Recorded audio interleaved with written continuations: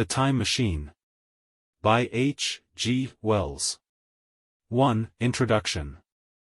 The time traveler, for so it will be convenient to speak of him, was expounding a recondite matter to us. His pale gray eyes shone and twinkled, and his usually pale face was flushed and animated. The fire burnt brightly, and the soft radiance of the incandescent lights in the lilies of silver caught the bubbles that flashed and passed in our glasses. Our chairs, being his patents, embraced and caressed us rather than submitted to be sat upon, and there was that luxurious after-dinner atmosphere, when thought runs gracefully free of the trammels of precision. And he put it to us in this way, marking the points with a lean forefinger, as we sat and lazily admired his earnestness over this new paradox, as we thought it, and his fecundity. You must follow me carefully. I shall have to controvert one or two ideas that are almost universally accepted. The geometry, for instance, they taught you at school is founded on a misconception. Is not that rather a large thing to expect us to begin upon? Said Philby, an argumentative person with red hair. I do not mean to ask you to accept anything without reasonable ground for it. You will soon admit as much as I need from you. You know of course that a mathematical line, a line of thickness nil, has no real existence. They taught you that? Neither has a mathematical plane. These things are mere abstractions. That is all right, said the psychologist. Nor, having only length, breadth, and thickness, can a cube have a real existence. There I object, said Philby. Of course a solid body may exist. All real things. So most people think. But wait a moment, can an instantaneous cube exist? Don't follow you, said Philby. Can a cube that does not last for any time at all, have a real existence? Philby became pensive. Clearly, the time traveler proceeded, any real body must have extension in 4 directions, it must have length, breadth, thickness, and duration. But through a natural infirmity of the flesh, which I will explain to you in a moment, we incline to overlook this fact. There are really 4 dimensions, 3 which we call the 3 planes of space, and a 4th, time. There is, however, a tendency to draw an unreal distinction between the former 3 dimensions and the latter, because it happens that our consciousness moves intermittently in one direction along the ladder from the beginning to the end of our lives. That, said a very young man, making spasmodic efforts to relight his cigar over the lamp, that very clear indeed. Now, it is very remarkable that this is so extensively overlooked, continued the time traveler, with a slight accession of cheerfulness. Really this is what is meant by the 4th dimension, though some people who talk about the 4th dimension do not know they mean it. It is only another way of looking at time. There is no difference between time and any of the 3 dimensions of space except that our consciousness moves along it. But some foolish people have got hold of the wrong side of that idea. You have all heard what they have to say about this 4th dimension? I have not, said the provincial mayor. It is simply this. That space, as our mathematicians have it, is spoken of as having 3 dimensions, which one may call length, breadth, and thickness, and is always definable by reference to 3 planes, each at right angles to the others.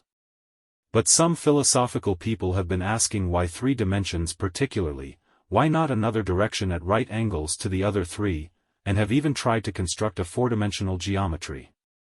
Professor Simon Newcomb was expounding this to the New York Mathematical Society only a month or so ago. You know how on a flat surface, which has only 2 dimensions, we can represent a figure of a 3-dimensional solid, and similarly they think that by models of 3 dimensions they could represent one of 4, if they could master the perspective of the thing. See?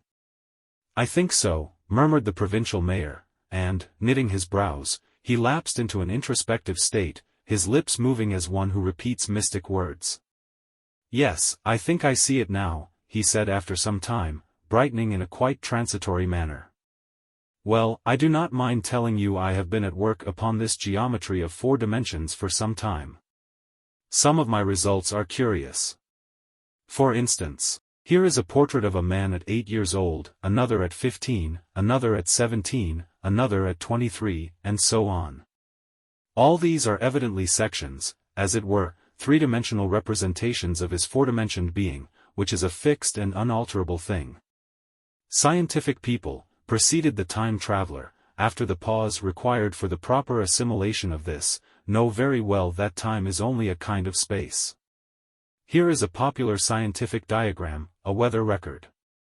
This line I trace with my finger shows the movement of the barometer. Yesterday it was so high, yesterday night it fell, then this morning it rose again, and so gently upward to here. Surely the mercury did not trace this line in any of the dimensions of space generally recognized?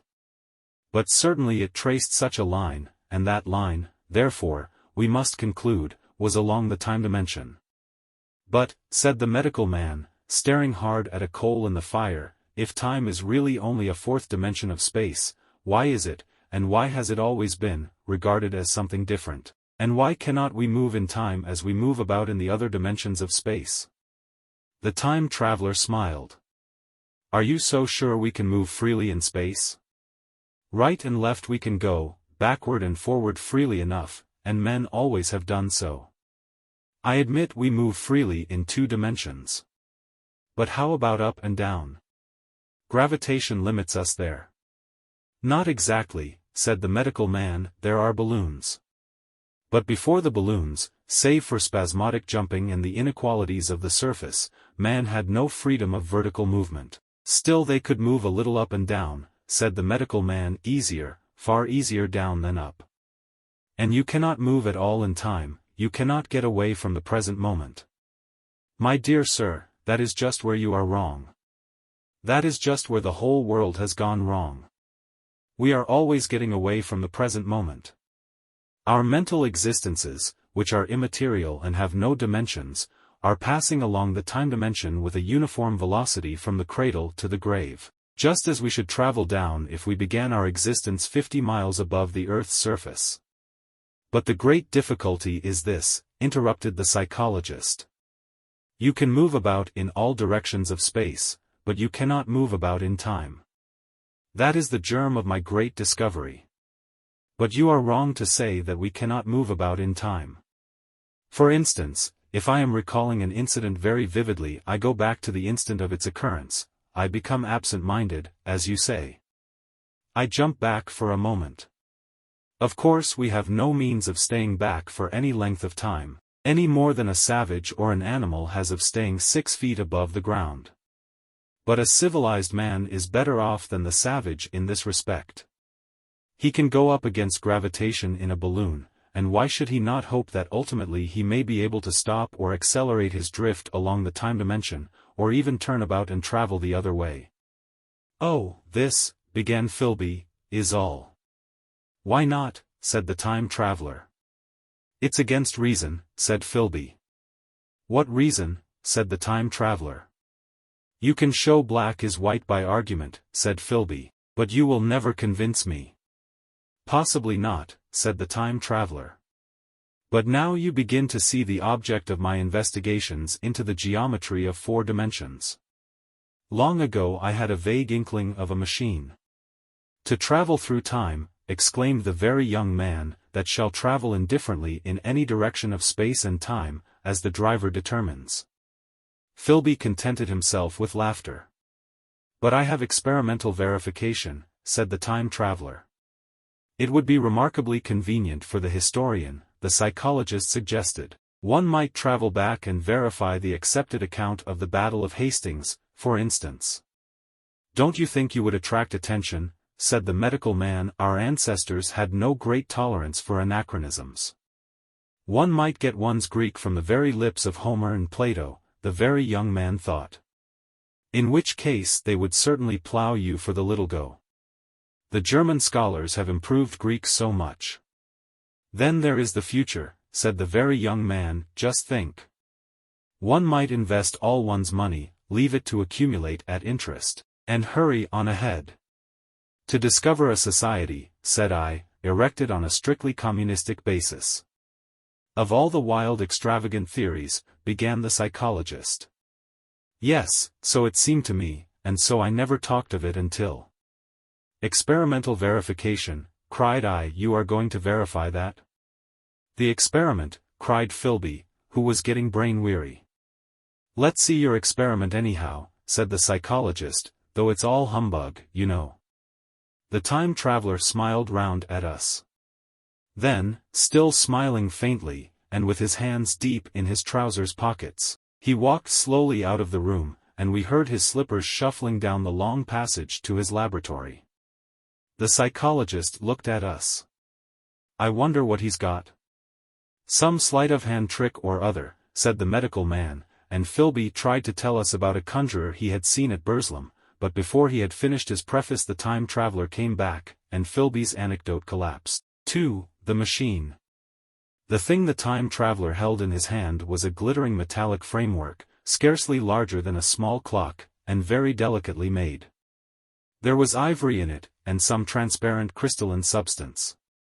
And now I must be explicit, for this that follows, unless his explanation is to be accepted, is an absolutely unaccountable thing. He took one of the small octagonal tables that were scattered about the room, and set it in front of the fire, with 2 legs on the hearthrug. On this table he placed the mechanism. Then he drew up a chair, and sat down. The only other object on the table was a small shaded lamp, the bright light of which fell upon the model. There were also perhaps a dozen candles about, 2 in brass candlesticks upon the mantel and several in sconces, so that the room was brilliantly illuminated. I sat in a low armchair nearest the fire, and I drew this forward so as to be almost between the time traveler and the fireplace. Philby sat behind him, looking over his shoulder. The medical man and the provincial mayor watched him in profile from the right, the psychologist from the left. The very young man stood behind the psychologist. We were all on the alert. It appears incredible to me that any kind of trick, however subtly conceived and however adroitly done, could have been played upon us under these conditions. The time traveler looked at us, and then at the mechanism. Well, said the psychologist. This little affair, said the time traveler, resting his elbows upon the table and pressing his hands together above the apparatus, is only a model. It is my plan for a machine to travel through time. You will notice that it looks singularly askew, and that there is an odd twinkling appearance about this bar, as though it was in some way unreal. He pointed to the part with his finger. Also, here is one little white lever, and here is another. The medical man got up out of his chair and peered into the thing. It's beautifully made, he said. It took 2 years to make, retorted the time traveler. Then, when we had all imitated the action of the medical man, he said, Now I want you clearly to understand that this lever, being pressed over, sends the machine gliding into the future, and this other reverses the motion. This saddle represents the seat of a time traveler. Presently I am going to press the lever, and off the machine will go. It will vanish, pass into future time, and disappear. Have a good look at the thing. Look at the table too, and satisfy yourselves there is no trickery. I don't want to waste this model, and then be told I'm a quack. There was a minute's pause perhaps. The psychologist seemed about to speak to me, but changed his mind. Then the time traveler put forth his finger towards the lever. No, he said suddenly, lend me your hand. And turning to the psychologist, he took that individual's hand in his own and told him to put out his forefinger. So that it was the psychologist himself who sent forth the model time machine on its interminable voyage. We all saw the lever turn. I am absolutely certain there was no trickery. There was a breath of wind, and the lamp flame jumped. One of the candles on the mantel was blown out, and the little machine suddenly swung round, became indistinct, was seen as a ghost for a second perhaps, as an eddy of faintly glittering brass and ivory, and it was gone, vanished. Save for the lamp the table was bare. Everyone was silent for a minute. Then Philby said he was damned. The psychologist recovered from his stupor, and suddenly looked under the table. At that the time traveler laughed cheerfully. Well, he said, with a reminiscence of the psychologist. Then, getting up, he went to the tobacco jar on the mantel, and with his back to us began to fill his pipe. We stared at each other. "Look here," said the medical man, "are you in earnest about this? Do you seriously believe that that machine has traveled into time?" "Certainly," said the time traveler, stooping to light a spill at the fire. Then he turned, lighting his pipe, to look at the psychologist's face. The psychologist, to show that he was not unhinged, helped himself to a cigar and tried to light it uncut. "What is more, I have a big machine nearly finished in there," he indicated the laboratory, "and when that is put together I mean to have a journey on my own account." "You mean to say that that machine has traveled into the future?" said Philby. "Into the future or the past, I don't, for certain, know which." After an interval the psychologist had an inspiration. "It must have gone into the past if it has gone anywhere," he said. "Why?" said the time traveler. "Because I presume that it has not moved in space, and if it traveled into the future it would still be here all this time, since it must have traveled through this time." "But," said I, "if it traveled into the past it would have been visible when we came first into this room, and last Thursday when we were here, and the Thursday before that, and so forth." "Serious objections," remarked the provincial mayor, with an air of impartiality, turning towards the time traveler. "Not a bit," said the time traveler, and, to the psychologist, "You think you can explain that? It's presentation below the threshold, you know, diluted presentation." "Of course," said the psychologist, and reassured us. "That's a simple point of psychology. I should have thought of it. It's plain enough, and helps the paradox delightfully. We cannot see it, nor can we appreciate this machine, any more than we can the spoke of a wheel spinning, or a bullet flying through the air. If it is traveling through time 50 times or 100 times faster than we are, if it gets through a minute while we get through a second, the impression it creates will of course be only 1/50th or 100th of what it would make if it were not traveling in time. That's plain enough." He passed his hand through the space in which the machine had been. "You see," he said, laughing. We sat and stared at the vacant table for a minute or so. Then the time traveler asked us what we thought of it all. "It sounds plausible enough tonight," said the medical man, "but wait until tomorrow. Wait for the common sense of the morning." "Would you like to see the time machine itself?" asked the time traveler. And therewith, taking the lamp in his hand, he led the way down the long, drafty corridor to his laboratory.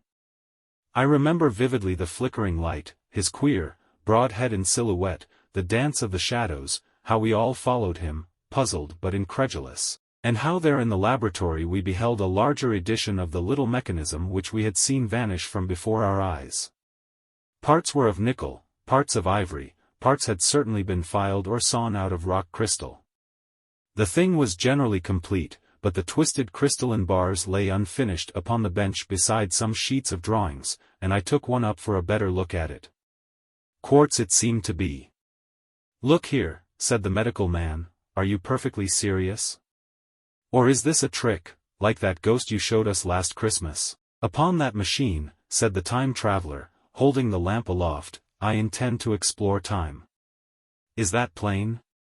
I was never more serious in my life." None of us quite knew how to take it. I caught Philby's eye over the shoulder of the medical man, and he winked at me solemnly. 3. The time traveler returns. I think that at that time none of us quite believed in the time machine. The fact is, the time traveler was one of those men who are too clever to be believed. You never felt that you saw all round him, you always suspected some subtle reserve, some ingenuity in ambush, behind his lucid frankness. Had Philby shown the model and explained the matter in the time traveler's words, we should have shown him far less skepticism. For we should have perceived his motives. A pork butcher could understand Philby, but the time traveler had more than a touch of whim among his elements, and we distrusted him. Things that would have made the fame of a less clever man seem tricks in his hands. It is a mistake to do things too easily. The serious people who took him seriously never felt quite sure of his deportment. They were somehow aware that trusting their reputations for judgment with him was like furnishing a nursery with eggshell china. So I don't think any of us said very much about time traveling in the interval between that Thursday and the next, though its odd potentialities ran, no doubt, in most of our minds, its plausibility, that is, its practical incredibleness, the curious possibilities of anachronism and of utter confusion it suggested. For my own part, I was particularly preoccupied with the trick of the model. That I remember discussing with the medical man, whom I met on Friday at the Linnean. He said he had seen a similar thing at Tübingen, and laid considerable stress on the blowing out of the candle.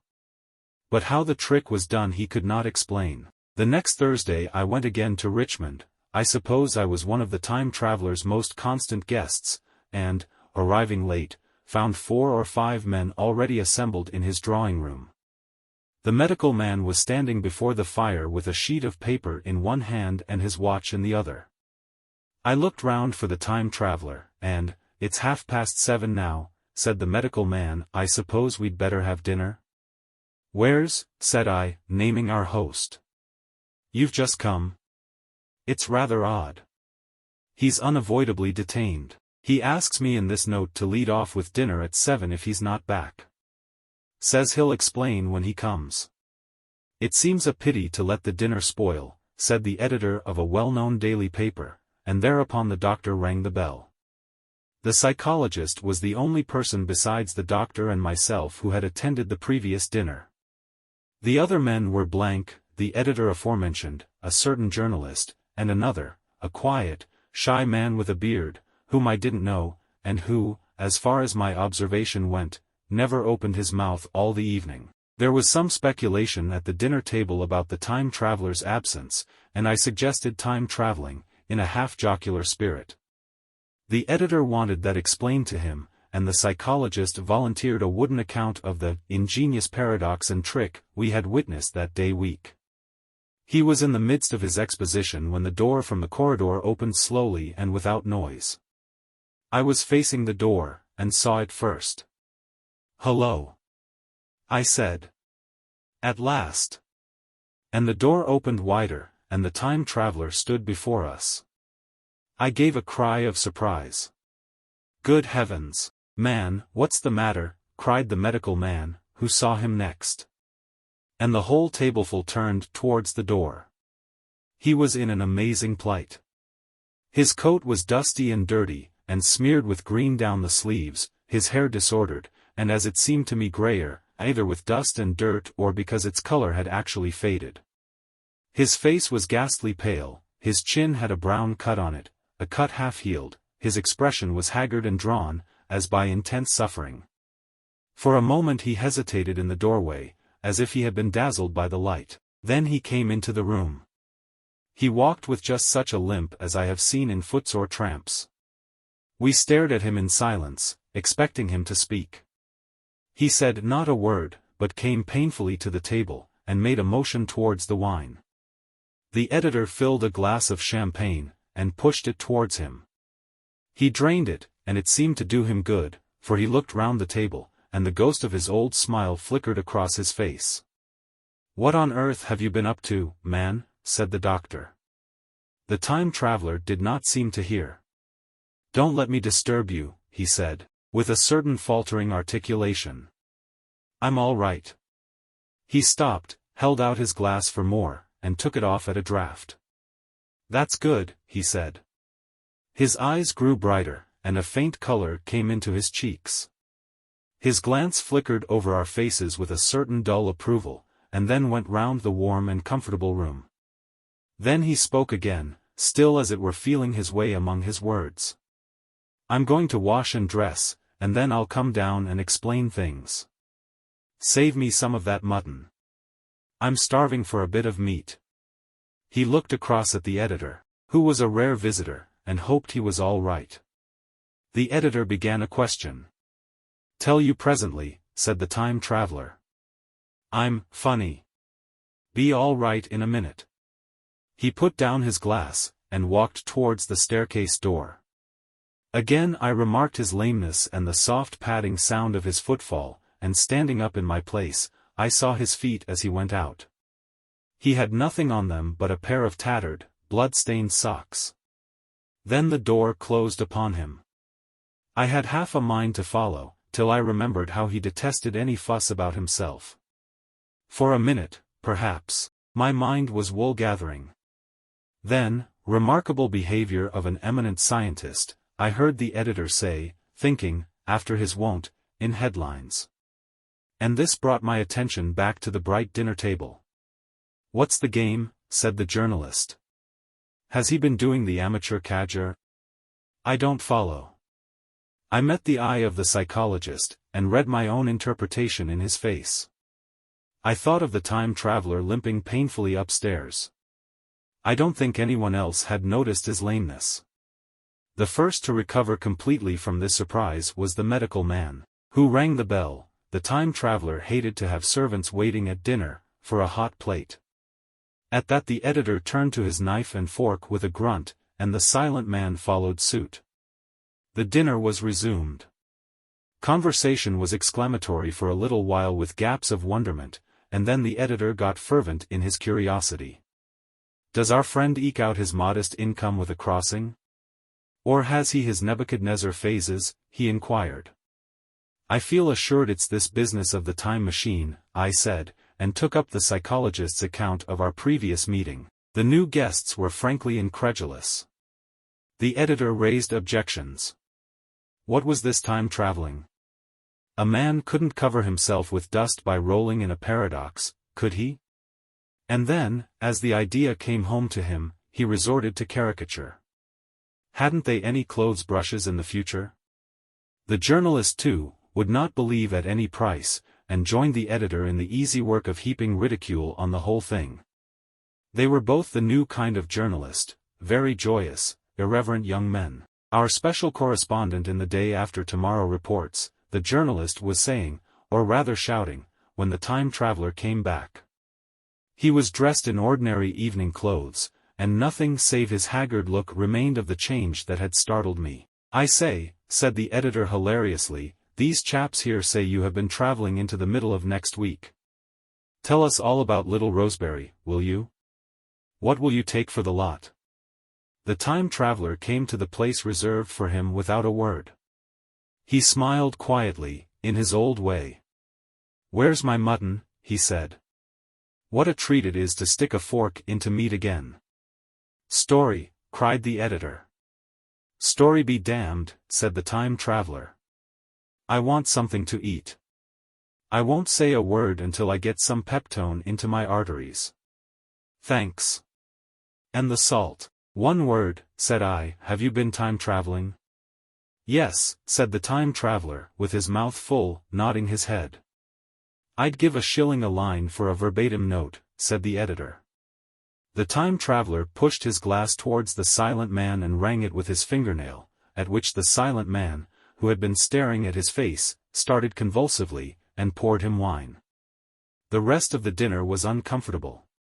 For my own part, sudden questions kept on rising to my lips, and I dare say it was the same with the others. The journalist tried to relieve the tension by telling anecdotes of Hetty Potter. The time traveler devoted his attention to his dinner, and displayed the appetite of a tramp. The medical man smoked a cigarette, and watched the time traveler through his eyelashes. The silent man seemed even more clumsy than usual, and drank champagne with regularity and determination out of sheer nervousness. At last the time traveler pushed his plate away, and looked round us. "I suppose I must apologize," he said. "I was simply starving. I've had a most amazing time." He reached out his hand for a cigar, and cut the end. "But come into the smoking room. It's too long a story to tell over greasy plates." And ringing the bell in passing, he led the way into the adjoining room.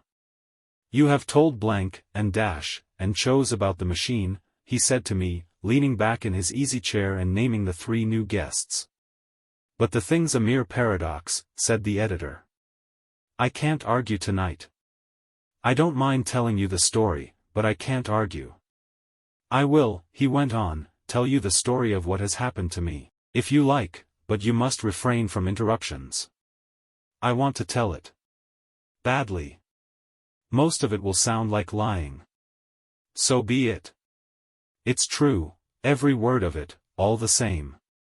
I was in my laboratory at 4 o'clock, and since then. I've lived 8 days, such days as no human being ever lived before. I'm nearly worn out, but I shan't sleep till I've told this thing over to you. Then I shall go to bed. But no interruptions. Is it agreed? Agreed, said the editor, and the rest of us echoed, agreed. And with that the time traveler began his story as I have set it forth. He sat back in his chair at first, and spoke like a weary man. Afterwards he got more animated. In writing it down I feel with only too much keenness the inadequacy of pen and ink, and, above all, my own inadequacy, to express its quality. You read, I will suppose, attentively enough, but you cannot see the speaker's white, sincere face in the bright circle of the little lamp, nor hear the intonation of his voice. You cannot know how his expression followed the turns of his story. Most of us hearers were in shadow, for the candles in the smoking room had not been lighted, and only the face of the journalist and the legs of the silent man from the knees downward were illuminated. At first we glanced now and again at each other. After a time we ceased to do that, and looked only at the time traveler's face. For, time traveling. I told some of you last Thursday of the principles of the time machine, and showed you the actual thing itself, incomplete in the workshop. There it is now, a little travel-worn, truly, and one of the ivory bars is cracked, and a brass rail bent, but the rest of it sound enough. I expected to finish it on Friday, but on Friday, when the putting together was nearly done, I found that one of the nickel bars was exactly 1 inch too short, and this I had to get remade, so that the thing was not complete until this morning. It was at 10 o'clock today that the first of all time machines began its career. I gave it a last tap, tried all the screws again, put one more drop of oil on the quartz rod, and sat myself in the saddle. I suppose a suicide who holds a pistol to his skull feels much the same wonder at what will come next as I felt then. I took the starting lever in one hand and the stopping one in the other, pressed the first, and almost immediately the second. I seemed to reel, I felt a nightmare sensation of falling, and, looking round, I saw the laboratory exactly as before. Had anything happened? For a moment I suspected that my intellect had tricked me. Then I noted the clock. A moment before, as it seemed, it had stood at a minute or so past 10, now it was nearly 3:30. I drew a breath, set my teeth, gripped the starting lever with both hands, and went off with a thud. The laboratory got hazy and went dark. Mrs. Watchett came in and walked, apparently without seeing me, towards the garden door. I suppose it took her a minute or so to traverse the place, but to me she seemed to shoot across the room like a rocket. I pressed the lever over to its extreme position. The night came like the turning out of a lamp, and in another moment came tomorrow. The laboratory grew faint and hazy, then fainter and ever fainter. Tomorrow night came black, then day again, night again, day again, faster and faster still. An eddying murmur filled my ears, and a strange, dumb confusedness descended on my mind. I am afraid I cannot convey the peculiar sensations of time traveling. They are excessively unpleasant. There is a feeling exactly like that one has upon a switchback, of a helpless headlong motion. I felt the same horrible anticipation, too, of an imminent smash. As I put on pace, night followed day like the flapping of a black wing. The dim suggestion of the laboratory seemed presently to fall away from me, and I saw the sun hopping swiftly across the sky, leaping at every minute, and every minute marking a day. I suppose the laboratory had been destroyed and I had come into the open air. I had a dim impression of scaffolding, but I was already going too fast to be conscious of any moving things. The slowest snail that ever crawled dashed by too fast for me. The twinkling succession of darkness and light was excessively painful to the eye. Then, in the intermittent darknesses, I saw the moon spinning swiftly through her quarters from new to full, and had a faint glimpse of the circling stars.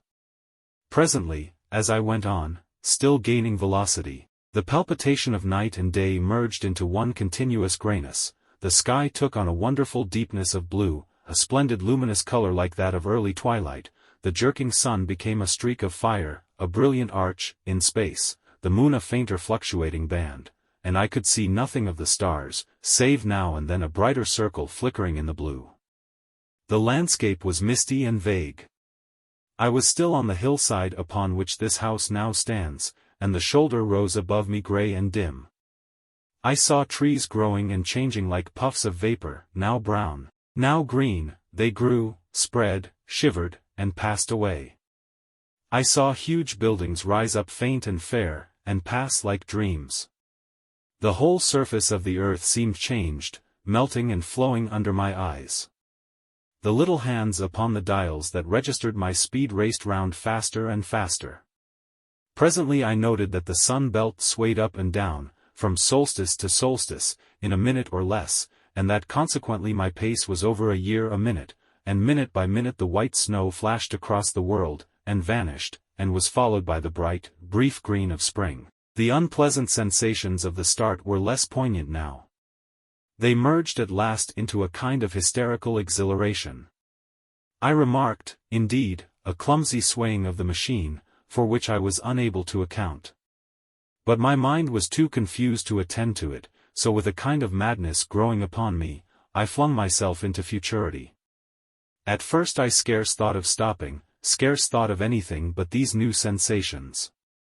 But presently a fresh series of impressions grew up in my mind, a certain curiosity and therewith a certain dread, until at last they took complete possession of me. What strange developments of humanity, what wonderful advances upon our rudimentary civilization, I thought, might not appear when I came to look nearly into the dim elusive world that raced and fluctuated before my eyes. I saw great and splendid architecture rising about me, more massive than any buildings of our own time, and yet, as it seemed, built of glimmer and mist. I saw a richer green flow up the hillside, and remain there, without any wintry intermission. Even through the veil of my confusion the earth seemed very fair. And so my mind came round to the business of stopping. The peculiar risk lay in the possibility of my finding some substance in the space which I, or the machine, occupied. So long as I travelled at a high velocity through time, this scarcely mattered. I was, so to speak, attenuated, was slipping like a vapor through the interstices of intervening substances.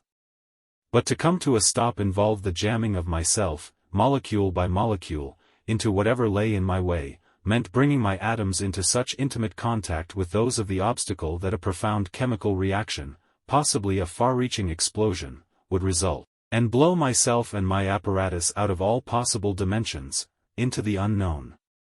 This possibility had occurred to me again and again while I was making the machine, but then I had cheerfully accepted it as an unavoidable risk, one of the risks a man has got to take. Now the risk was inevitable, I no longer saw it in the same cheerful light. The fact is that, insensibly, the absolute strangeness of everything, the sickly jarring and swaying of the machine, above all, the feeling of prolonged falling, had absolutely upset my nerves. I told myself that I could never stop, and with a gust of petulance I resolved to stop forthwith. Like an impatient fool, I lugged over the lever, and incontinently the thing went reeling over, and I was flung headlong through the air. There was the sound of a clap of thunder in my ears. I may have been stunned for a moment. A pitiless hail was hissing round me, and I was sitting on soft turf in front of the overset machine. Everything still seemed grey, but presently I remarked that the confusion in my ears was gone. I looked round me. I was on what seemed to be a little lawn in a garden, surrounded by rhododendron bushes, and I noticed that their mauve and purple blossoms were dropping in a shower under the beating of the hailstones. The rebounding, dancing hail hung in a little cloud over the machine, and drove along the ground like smoke. In a moment I was wet to the skin. "Fine hospitality," said I, "to a man who has travelled innumerable years to see you." Presently I thought what a fool I was to get wet. I stood up and looked round me. A colossal figure, carved apparently in some white stone, loomed indistinctly beyond the rhododendrons through the hazy downpour. But all else of the world was invisible. My sensations would be hard to describe. As the columns of hail grew thinner, I saw the white figure more distinctly. It was very large, for a silver birch tree touched its shoulder.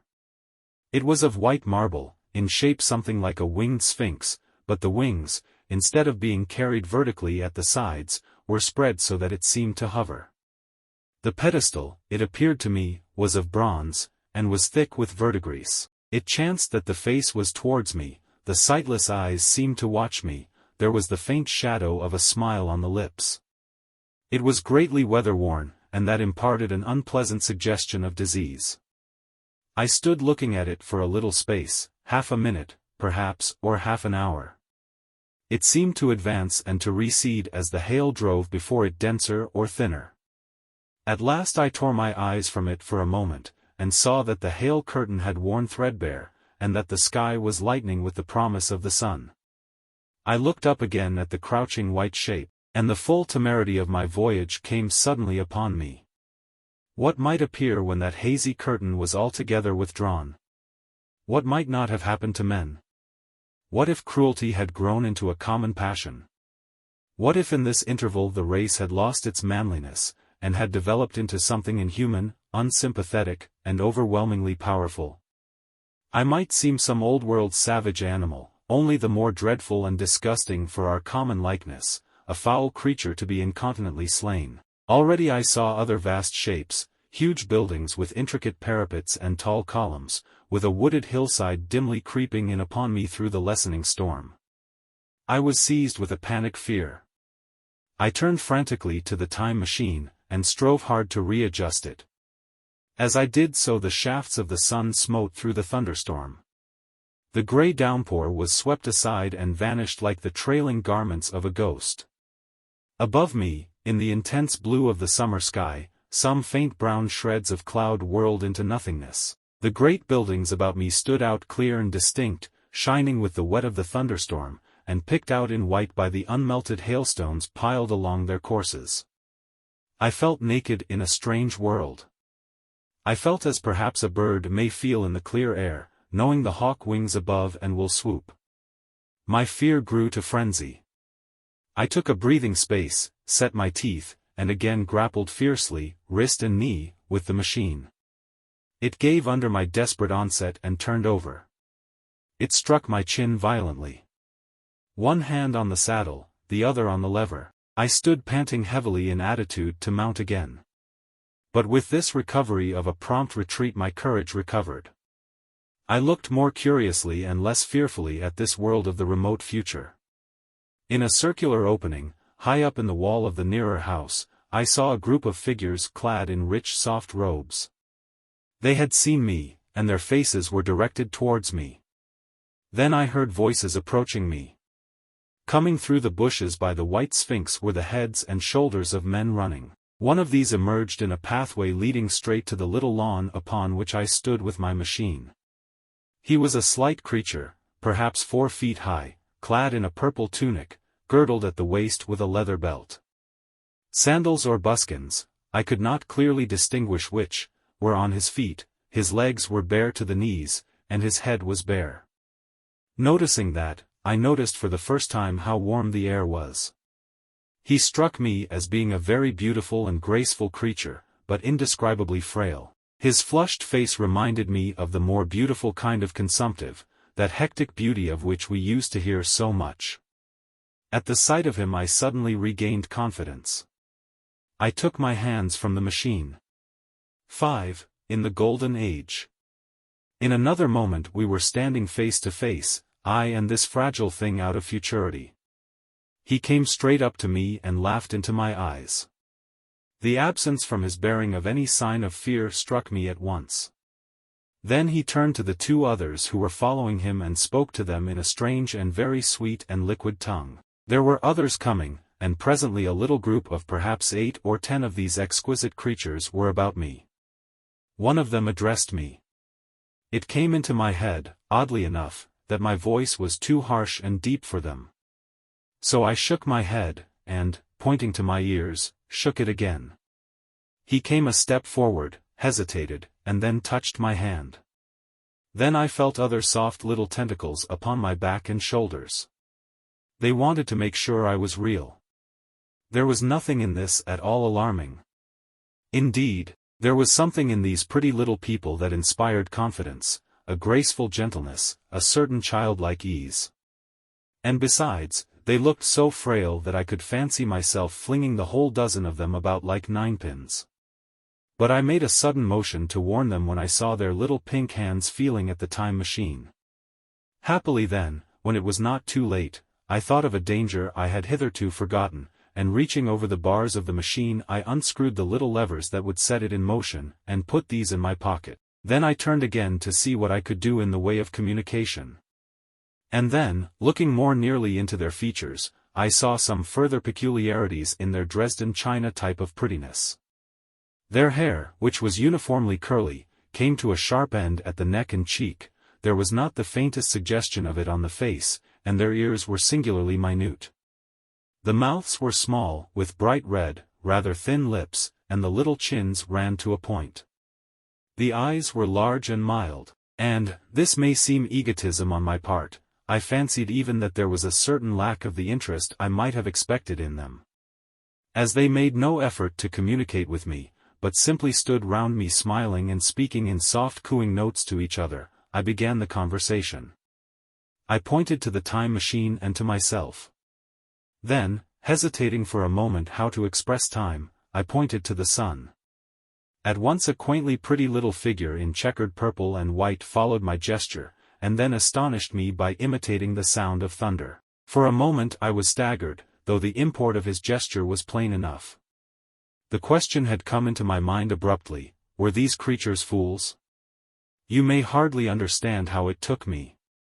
You see, I had always anticipated that the people of the year 800 and 2000 odd would be incredibly in front of us in knowledge, art, everything. Then one of them suddenly asked me a question that showed him to be on the intellectual level of one of our 5-year-old children, asked me, in fact, if I had come from the sun in a thunderstorm. It let loose the judgment I had suspended upon their clothes, their frail light limbs, and fragile features. A flow of disappointment rushed across my mind. For a moment I felt that I had built the time machine in vain. I nodded, pointed to the sun, and gave them such a vivid rendering of a thunderclap as startled them. They all withdrew a pace or so and bowed. Then came one laughing towards me, carrying a chain of beautiful flowers altogether new to me, and put it about my neck. The idea was received with melodious applause, and presently they were all running to and fro for flowers, and laughingly flinging them upon me until I was almost smothered with blossom. You who have never seen the like can scarcely imagine what delicate and wonderful flowers countless years of culture had created. Then someone suggested that their plaything should be exhibited in the nearest building, and so I was led past the Sphinx of white marble, which had seemed to watch me all the while with a smile at my astonishment, towards a vast grey edifice of fretted stone. As I went with them the memory of my confident anticipations of a profoundly grave and intellectual posterity came, with irresistible merriment, to my mind. The building had a huge entry, and was altogether of colossal dimensions.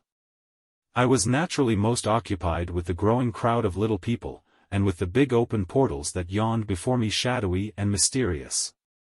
My general impression of the world I saw over their heads was a tangled waste of beautiful bushes and flowers, a long neglected and yet weedless garden. I saw a number of tall spikes of strange white flowers, measuring a foot perhaps across the spread of the waxen petals. They grew scattered, as if wild, among the variegated shrubs, but, as I say, I did not examine them closely at this time. The time machine was left deserted on the turf among the rhododendrons. The arch of the doorway was richly carved, but naturally I did not observe the carving very narrowly, though I fancied I saw suggestions of old Phoenician decorations as I passed through, and it struck me that they were very badly broken and weather-worn. Several more brightly clad people met me in the doorway, and so we entered. I, dressed in dingy 19th-century garments, looking grotesque enough, garlanded with flowers, and surrounded by an eddying mass of bright, soft-colored robes and shining white limbs, in a melodious whirl of laughter and laughing speech. The big doorway opened into a proportionately great hall hung with brown. The roof was in shadow, and the windows, partially glazed with colored glass and partially unglazed, admitted a tempered light. The floor was made up of huge blocks of some very hard white metal, not plates nor slabs, blocks, and it was so much worn, as I judged by the going to and fro of past generations, as to be deeply channeled along the more frequented ways. Transverse to the length were innumerable tables made of slabs of polished stone, raised, perhaps, a foot from the floor, and upon these were heaps of fruits. Some I recognized as a kind of hypertrophied raspberry and orange, but for the most part they were strange. Between the tables was scattered a great number of cushions. Upon these my conductors seated themselves, signing for me to do likewise. With a pretty absence of ceremony they began to eat the fruit with their hands, flinging peel and stalks, and so forth, into the round openings in the sides of the tables. I was not loath to follow their example, for I felt thirsty and hungry. As I did so I surveyed the hall at my leisure. And perhaps the thing that struck me most was its dilapidated look. The stained-glass windows, which displayed only a geometrical pattern, were broken in many places, and the curtains that hung across the lower end were thick with dust, and it caught my eye that the corner of the marble table near me was fractured. Nevertheless, the general effect was extremely rich and picturesque. There were, perhaps, a couple of hundred people dining in the hall, and most of them, seated as near to me as they could come, were watching me with interest, their little eyes shining over the fruit they were eating. All were clad in the same soft, and yet strong, silky material. Fruit, by the by, was all their diet. These people of the remote future were strict vegetarians, and while I was with them, in spite of some carnal cravings, I had to be frugivorous also. Indeed, I found afterwards that horses, cattle, sheep, dogs, had followed the ichthyosaurus into extinction. But the fruits were very delightful, one, in particular, that seemed to be in season all the time I was there, a flowery thing in a three-sided husk, was especially good, and I made it my staple. At first I was puzzled by all these strange fruits, and by the strange flowers I saw, but later I began to perceive their import. However, I am telling you of my fruit dinner in the distant future now. So soon as my appetite was a little checked, I determined to make a resolute attempt to learn the speech of these new men of mine. Clearly that was the next thing to do. The fruits seemed a convenient thing to begin upon, and holding one of these up I began a series of interrogative sounds and gestures.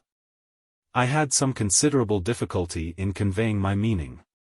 At first my efforts met with a stare of surprise or inextinguishable laughter, but presently a fair-haired little creature seemed to grasp my intention and repeated a name. They had to chatter and explain the business at great length to each other, and my first attempts to make the exquisite little sounds of their language caused an immense amount of genuine, if uncivil, amusement.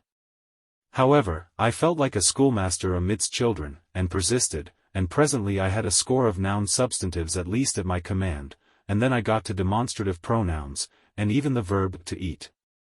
But it was slow work, and the little people soon tired and wanted to get away from my interrogations, so I determined, rather of necessity, to let them give their lessons in little doses when they felt inclined. And very little doses I found they were before long, for I never met people more indolent or more easily fatigued. 6. The sunset of mankind. A queer thing I soon discovered about my little hosts, and that was their lack of interest. They would come to me with eager cries of astonishment, like children, but, like children they would soon stop examining me, and wander away after some other toy. The dinner and my conversational beginnings ended. I noted for the first time that almost all those who had surrounded me at first were gone. It is odd, too, how speedily I came to disregard these little people. I went out through the portal into the sunlit world again as soon as my hunger was satisfied. I was continually meeting more of these men of the future, who would follow me a little distance, chatter and laugh about me, and, having smiled and gesticulated in a friendly way, leave me again to my own devices. The calm of evening was upon the world as I emerged from the great hall, and the scene was lit by the warm glow of the setting sun. At first things were very confusing. Everything was so entirely different from the world I had known, even the flowers. The big building I had left was situated on the slope of a broad river valley, but the Thames had shifted, perhaps, a mile from its present position. I resolved to mount to the summit of a crest, perhaps a mile and a half away, from which I could get a wider view of this our planet in the year 802,701 AD. For that, I should explain, was the date the little dials of my machine recorded. As I walked, I was watching for every impression that could possibly help to explain the condition of ruinous splendor in which I found the world, for ruinous it was. A little way up the hill, for instance, was a great heap of granite, bound together by masses of aluminium, a vast labyrinth of precipitous walls and crumpled heaps, amidst which were thick heaps of very beautiful pagoda-like plants, nettles possibly, but wonderfully tinted with brown about the leaves, and incapable of stinging. It was evidently the derelict remains of some vast structure, to what end built I could not determine. It was here that I was destined, at a later date, to have a very strange experience, the first intimation of a still stranger discovery, but of that I will speak in its proper place. Looking round, with a sudden thought, from a terrace on which I rested for a while, I realized that there were no small houses to be seen. Apparently the single house, and possibly even the household, had vanished. Here and there among the greenery were palace-like buildings, but the house and the cottage, which form such characteristic features of our own English landscape, had disappeared. Communism, said I to myself. And on the heels of that came another thought. I looked at the half-dozen little figures that were following me. Then, in a flash, I perceived that all had the same form of costume, the same soft hairless visage, and the same girlish rotundity of limb. It may seem strange, perhaps, that I had not noticed this before. But everything was so strange. Now, I saw the fact plainly enough. In costume, and in all the differences of texture and bearing that now mark off the sexes from each other, these people of the future were alike. And the children seemed to my eyes to be but the miniatures of their parents. I judged then that the children of that time were extremely precocious, physically at least, and I found afterwards abundant verification of my opinion. Seeing the ease and security in which these people were living, I felt that this close resemblance of the sexes was after all what one would expect, for the strength of a man and the softness of a woman, the institution of the family, and the differentiation of occupations are mere militant necessities of an age of physical force. Where population is balanced and abundant, much childbearing becomes an evil rather than a blessing to the state. Where violence comes but rarely and offspring are secure, there is less necessity, indeed there is no necessity, for an efficient family, and the specialization of the sexes with reference to their children's needs disappears. We see some beginnings of this even in our own time, and in this future age it was complete. This, I must remind you, was my speculation at the time. Later, I was to appreciate how far it fell short of the reality. While I was musing upon these things, my attention was attracted by a pretty little structure, like a well under a cupola. I thought in a transitory way of the oddness of wells still existing, and then resumed the thread of my speculations. There were no large buildings towards the top of the hill, and as my walking powers were evidently miraculous, I was presently left alone for the first time. With a strange sense of freedom and adventure I pushed on up to the crest. There I found a seat of some yellow metal that I did not recognize, corroded in places with a kind of pinkish rust and half smothered in soft moss, the armrests cast and filed into the resemblance of griffins' heads. I sat down on it, and I surveyed the broad view of our old world under the sunset of that long day. It was as sweet and fair a view as I have ever seen. The sun had already gone below the horizon and the west was flaming gold, touched with some horizontal bars of purple and crimson. Below was the valley of the Thames, in which the river lay like a band of burnished steel. I have already spoken of the great palaces dotted about among the variegated greenery, some in ruins and some still occupied. Here and there rose a white or silvery figure in the waste garden of the earth, here and there came the sharp vertical line of some cupola or obelisk. There were no hedges, no signs of proprietary rights, no evidences of agriculture, the whole earth had become a garden. So watching, I began to put my interpretation upon the things I had seen, and as it shaped itself to me that evening, my interpretation was something in this way. Afterwards I found I had got only a half-truth, or only a glimpse of one facet of the truth. It seemed to me that I had happened upon humanity upon the wane. The ruddy sunset set me thinking of the sunset of mankind. For the first time I began to realize an odd consequence of the social effort in which we are at present engaged. And yet, come to think, it is a logical consequence enough. Strength is the outcome of need, security sets a premium on feebleness. The work of ameliorating the conditions of life, the true civilizing process that makes life more and more secure, had gone steadily on to a climax. One triumph of a united humanity over nature had followed another. Things that are now mere dreams had become projects deliberately put in hand and carried forward, and the harvest was what I saw. After all, the sanitation and the agriculture of today are still in the rudimentary stage. The science of our time has attacked but a little department of the field of human disease, but, even so, it spreads its operations very steadily and persistently. Our agriculture and horticulture destroy a weed just here and there and cultivate perhaps a score or so of wholesome plants, leaving the greater number to fight out a balance as they can. We improve our favorite plants and animals, and how few they are, gradually by selective breeding. Now a new and better peach, now a seedless grape, now a sweeter and larger flower, now a more convenient breed of cattle. We improve them gradually, because our ideals are vague and tentative, and our knowledge is very limited, because nature, too, is shy and slow in our clumsy hands. Some day all this will be better organized, and still better. That is the drift of the current in spite of the eddies. The whole world will be intelligent, educated, and cooperating. Things will move faster and faster towards the subjugation of nature.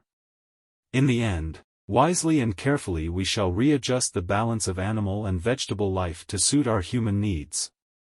This adjustment, I say, must have been done, and done well, done indeed for all time, in the space of time across which my machine had leapt.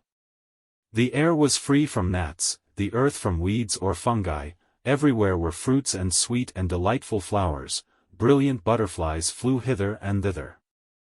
The ideal of preventive medicine was attained. Diseases had been stamped out. I saw no evidence of any contagious diseases during all my stay, and I shall have to tell you later that even the processes of putrefaction and decay had been profoundly affected by these changes. Social triumphs, too, had been effected. I saw mankind housed in splendid shelters, gloriously clothed, and as yet I had found them engaged in no toil. There were no signs of struggle, neither social nor economical struggle. The shop, the advertisement, traffic, all that commerce which constitutes the body of our world, was gone. It was natural on that golden evening that I should jump at the idea of a social paradise. The difficulty of increasing population had been met, I guessed, and population had ceased to increase. But with this change in condition comes inevitably adaptations to the change. What, unless biological science is a mass of errors, is the cause of human intelligence and vigor? Hardship and freedom, conditions under which the active, strong, and subtle survive and the weaker go to the wall, conditions that put a premium upon the loyal alliance of capable men, upon self-restraint, patience, and decision. And the institution of the family, and the emotions that arise therein, the fierce jealousy, the tenderness for offspring, parental self-devotion, all found their justification and support in the imminent dangers of the young. Now, where are these imminent dangers? There is a sentiment arising, and it will grow, against connubial jealousy, against fierce maternity, against passion of all sorts, unnecessary things now, and things that make us uncomfortable, savage survivals, discords in a refined and pleasant life. I thought of the physical slightness of the people, their lack of intelligence, and those big abundant ruins, and it strengthened my belief in a perfect conquest of nature. For after the battle comes quiet. Humanity had been strong, energetic, and intelligent, and had used all its abundant vitality to alter the conditions under which it lived. And now came the reaction of the altered conditions. Under the new conditions of perfect comfort and security, that restless energy, that with us is strength, would become weakness. Even in our own time certain tendencies and desires, once necessary to survival, are a constant source of failure. Physical courage and the love of battle, for instance, are no great help, may even be hindrances, to a civilized man. And in a state of physical balance and security, power, intellectual as well as physical, would be out of place. For countless years I judged there had been no danger of war or solitary violence, no danger from wild beasts, no wasting disease to require strength of constitution, no need of toil. For such a life, what we should call the weak are as well equipped as the strong, are indeed no longer weak. Better equipped indeed they are, for the strong would be fretted by an energy for which there was no outlet. No doubt the exquisite beauty of the buildings I saw was the outcome of the last surgings of the now purposeless energy of mankind before it settled down into perfect harmony with the conditions under which it lived, the flourish of that triumph which began the last great peace. This has ever been the fate of energy in security, it takes to art and to eroticism, and then come languor and decay. Even this artistic impetus would at last die away, had almost died in the time I saw. To adorn themselves with flowers, to dance, to sing in the sunlight, so much was left of the artistic spirit, and no more. Even that would fade in the end into a contented inactivity. We are kept keen on the grindstone of pain and necessity, and it seemed to me that here was that hateful grindstone broken at last. As I stood there in the gathering dark I thought that in this simple explanation I had mastered the problem of the world, mastered the whole secret of these delicious people. Possibly the checks they had devised for the increase of population had succeeded too well, and their numbers had rather diminished than kept stationary. That would account for the abandoned ruins. Very simple was my explanation, and plausible enough, as most wrong theories are. 7. A sudden shock. As I stood there musing over this too perfect triumph of man, the full moon, yellow and gibbous, came up out of an overflow of silver light in the northeast. The bright little figures ceased to move about below, a noiseless owl flitted by, and I shivered with the chill of the night. I determined to descend and find where I could sleep. I looked for the building I knew. Then my eye traveled along to the figure of the white sphinx upon the pedestal of bronze, growing distinct as the light of the rising moon grew brighter. I could see the silver birch against it. There was the tangle of rhododendron bushes, black in the pale light, and there was the little lawn. I looked at the lawn again. A queer doubt chilled my complacency. No, said I stoutly to myself, that was not the lawn. But it was the lawn. For the white leprous face of the Sphinx was towards it. Can you imagine what I felt as this conviction came home to me? But you cannot. The time machine was gone. At once, like a lash across the face, came the possibility of losing my own age, of being left helpless in this strange new world. The bare thought of it was an actual physical sensation. I could feel it grip me at the throat and stop my breathing. In another moment I was in a passion of fear and running with great leaping strides down the slope. Once I fell headlong and cut my face. I lost no time in stanching the blood, but jumped up and ran on, with a warm trickle down my cheek and chin. All the time I ran I was saying to myself, they have moved it a little, pushed it under the bushes out of the way. Nevertheless, I ran with all my might. All the time, with the certainty that sometimes comes with excessive dread, I knew that such assurance was folly, knew instinctively that the machine was removed out of my reach. My breath came with pain. I suppose I covered the whole distance from the hill crest to the little lawn, 2 miles perhaps, in 10 minutes. And I am not a young man. I cursed aloud, as I ran, at my confident folly in leaving the machine, wasting good breath thereby. I cried aloud, and none answered. Not a creature seemed to be stirring in that moonlit world. When I reached the lawn my worst fears were realized. Not a trace of the thing was to be seen. I felt faint and cold when I faced the empty space among the black tangle of bushes. I ran round it furiously, as if the thing might be hidden in a corner, and then stopped abruptly, with my hands clutching my hair. Above me towered the Sphinx, upon the bronze pedestal, white, shining, leprous, in the light of the rising moon. It seemed to smile in mockery of my dismay. I might have consoled myself by imagining the little people had put the mechanism in some shelter for me, had I not felt assured of their physical and intellectual inadequacy. That is what dismayed me, the sense of some hitherto unsuspected power, through whose intervention my invention had vanished. Yet, for one thing I felt assured, unless some other age had produced its exact duplicate, the machine could not have moved in time.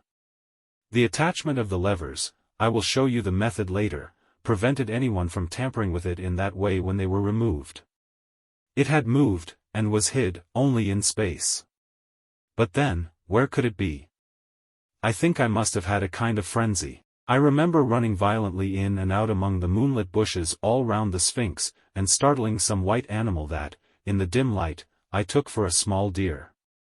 I remember, too, late that night, beating the bushes with my clenched fist until my knuckles were gashed and bleeding from the broken twigs.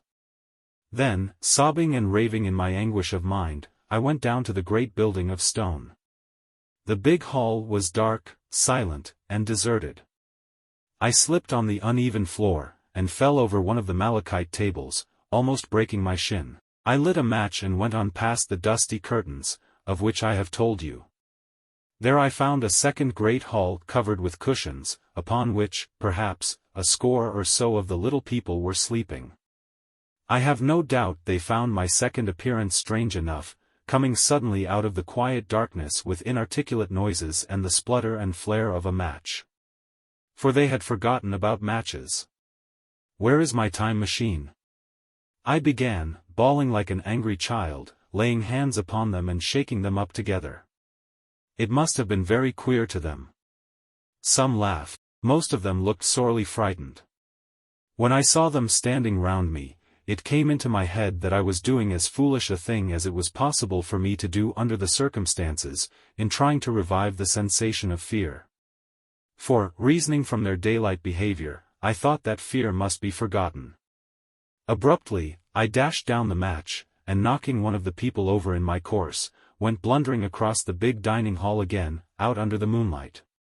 I heard cries of terror and their little feet running and stumbling this way and that. I do not remember all I did as the moon crept up the sky. I suppose it was the unexpected nature of my loss that maddened me. I felt hopelessly cut off from my own kind, a strange animal in an unknown world.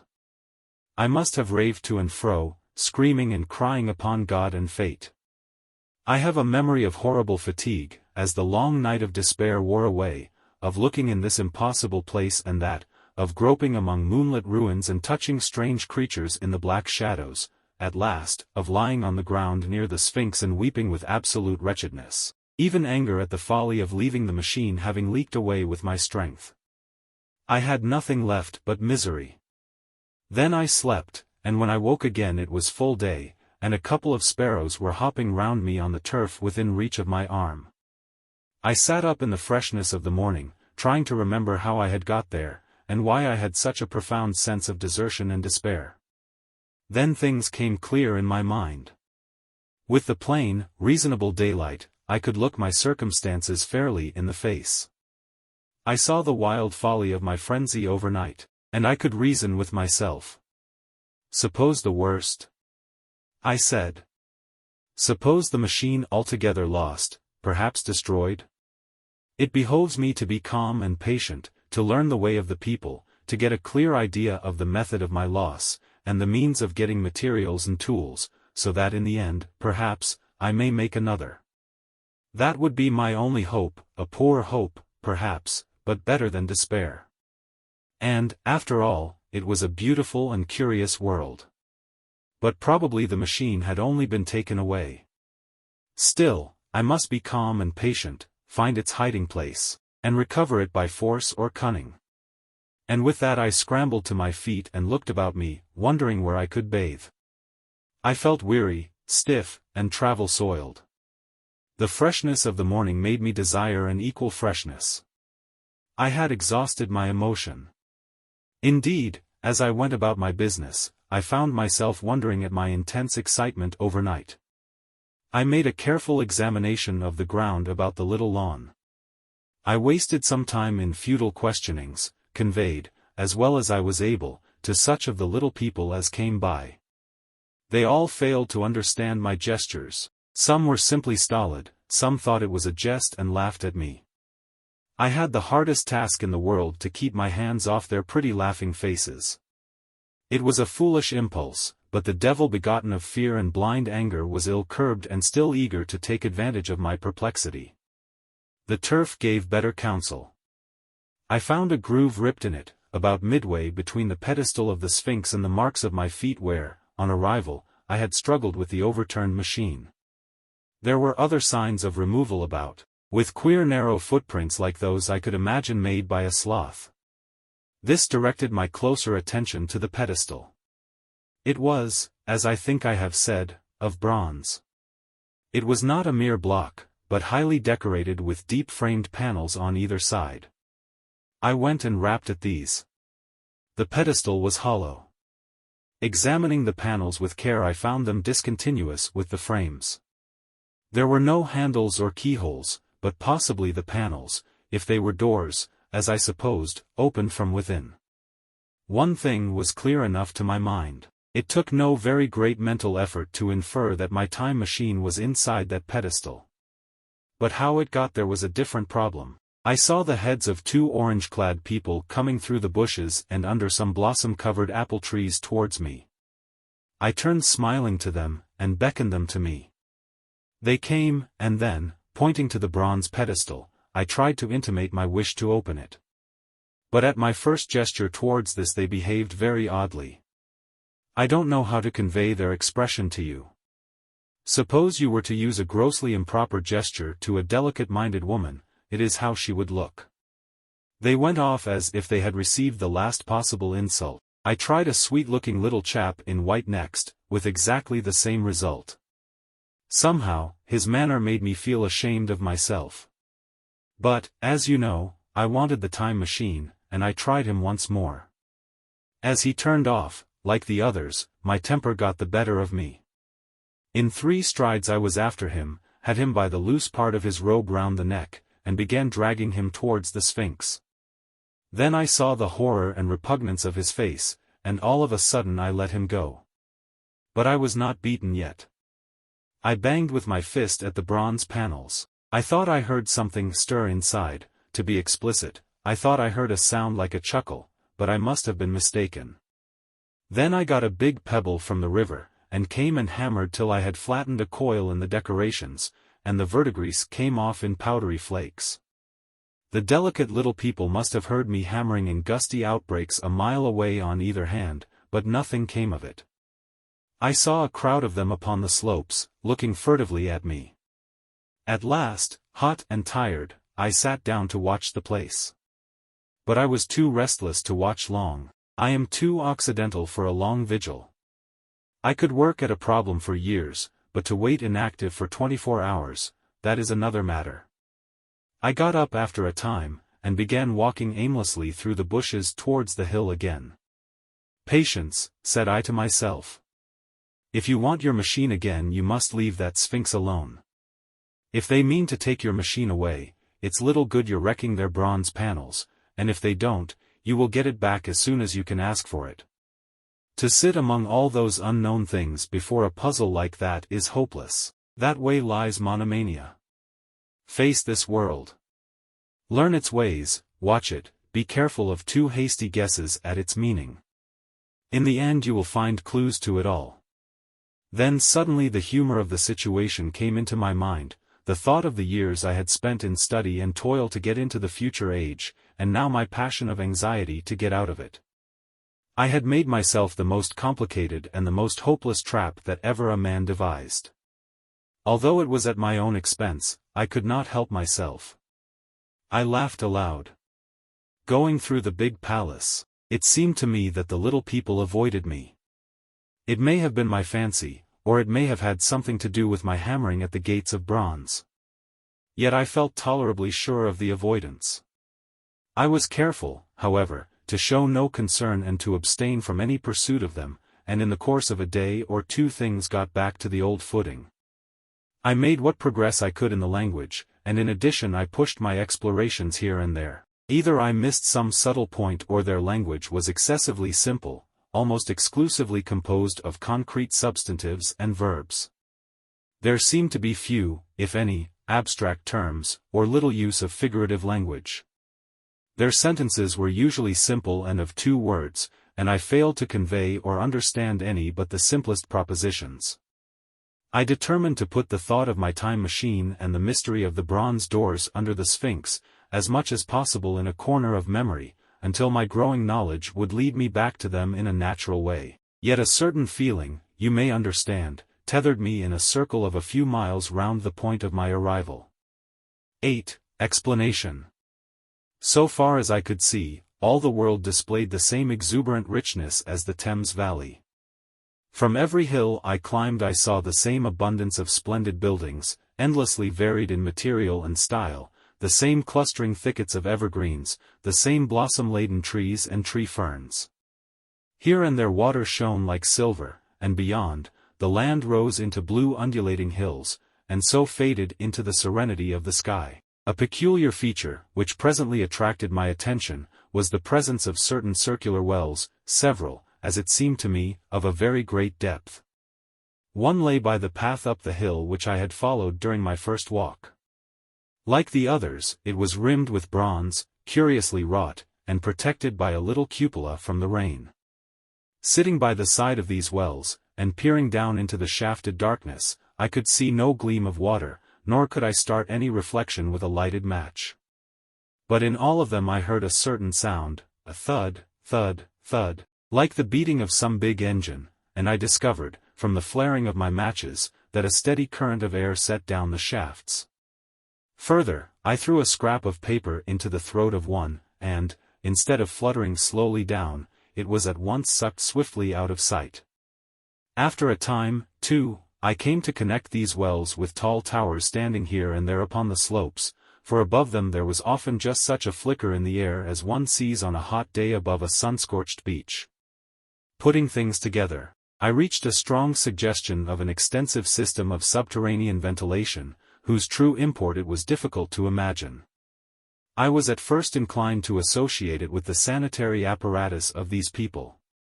It was an obvious conclusion, but it was absolutely wrong. And here I must admit that I learnt very little of drains and bells and modes of conveyance, and the like conveniences, during my time in this real future. In some of these visions of utopias and coming times which I have read, there is a vast amount of detail about building, and social arrangements, and so forth. But while such details are easy enough to obtain when the whole world is contained in one's imagination, they are altogether inaccessible to a real traveler amid such realities as I found here. Conceive the tale of London which a Negro, fresh from Central Africa, would take back to his tribe. What would he know of railway companies, of social movements, of telephone and telegraph wires, of the parcels delivery company, and postal orders and the like? Yet we, at least, should be willing enough to explain these things to him. And even of what he knew, how much could he make his untraveled friend either apprehend or believe? Then, think how narrow the gap between a Negro and a white man of our own times, and how wide the interval between myself and these of the Golden Age. I was sensible of much which was unseen, and which contributed to my comfort, but save for a general impression of automatic organization, I fear I can convey very little of the difference to your mind.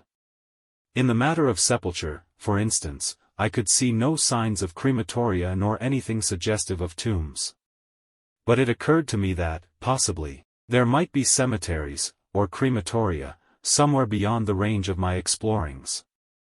This, again, was a question I deliberately put to myself, and my curiosity was at first entirely defeated upon the point. The thing puzzled me, and I was led to make a further remark, which puzzled me still more, that aged and infirm among this people there were none. I must confess that my satisfaction with my first theories of an automatic civilization and a decadent humanity did not long endure. Yet I could think of no other. Let me put my difficulties. The several big palaces I had explored were mere living places, great dining halls and sleeping apartments. I could find no machinery, no appliances of any kind. Yet these people were clothed in pleasant fabrics that must at times need renewal, and their sandals, though undecorated, were fairly complex specimens of metalwork. Somehow such things must be made.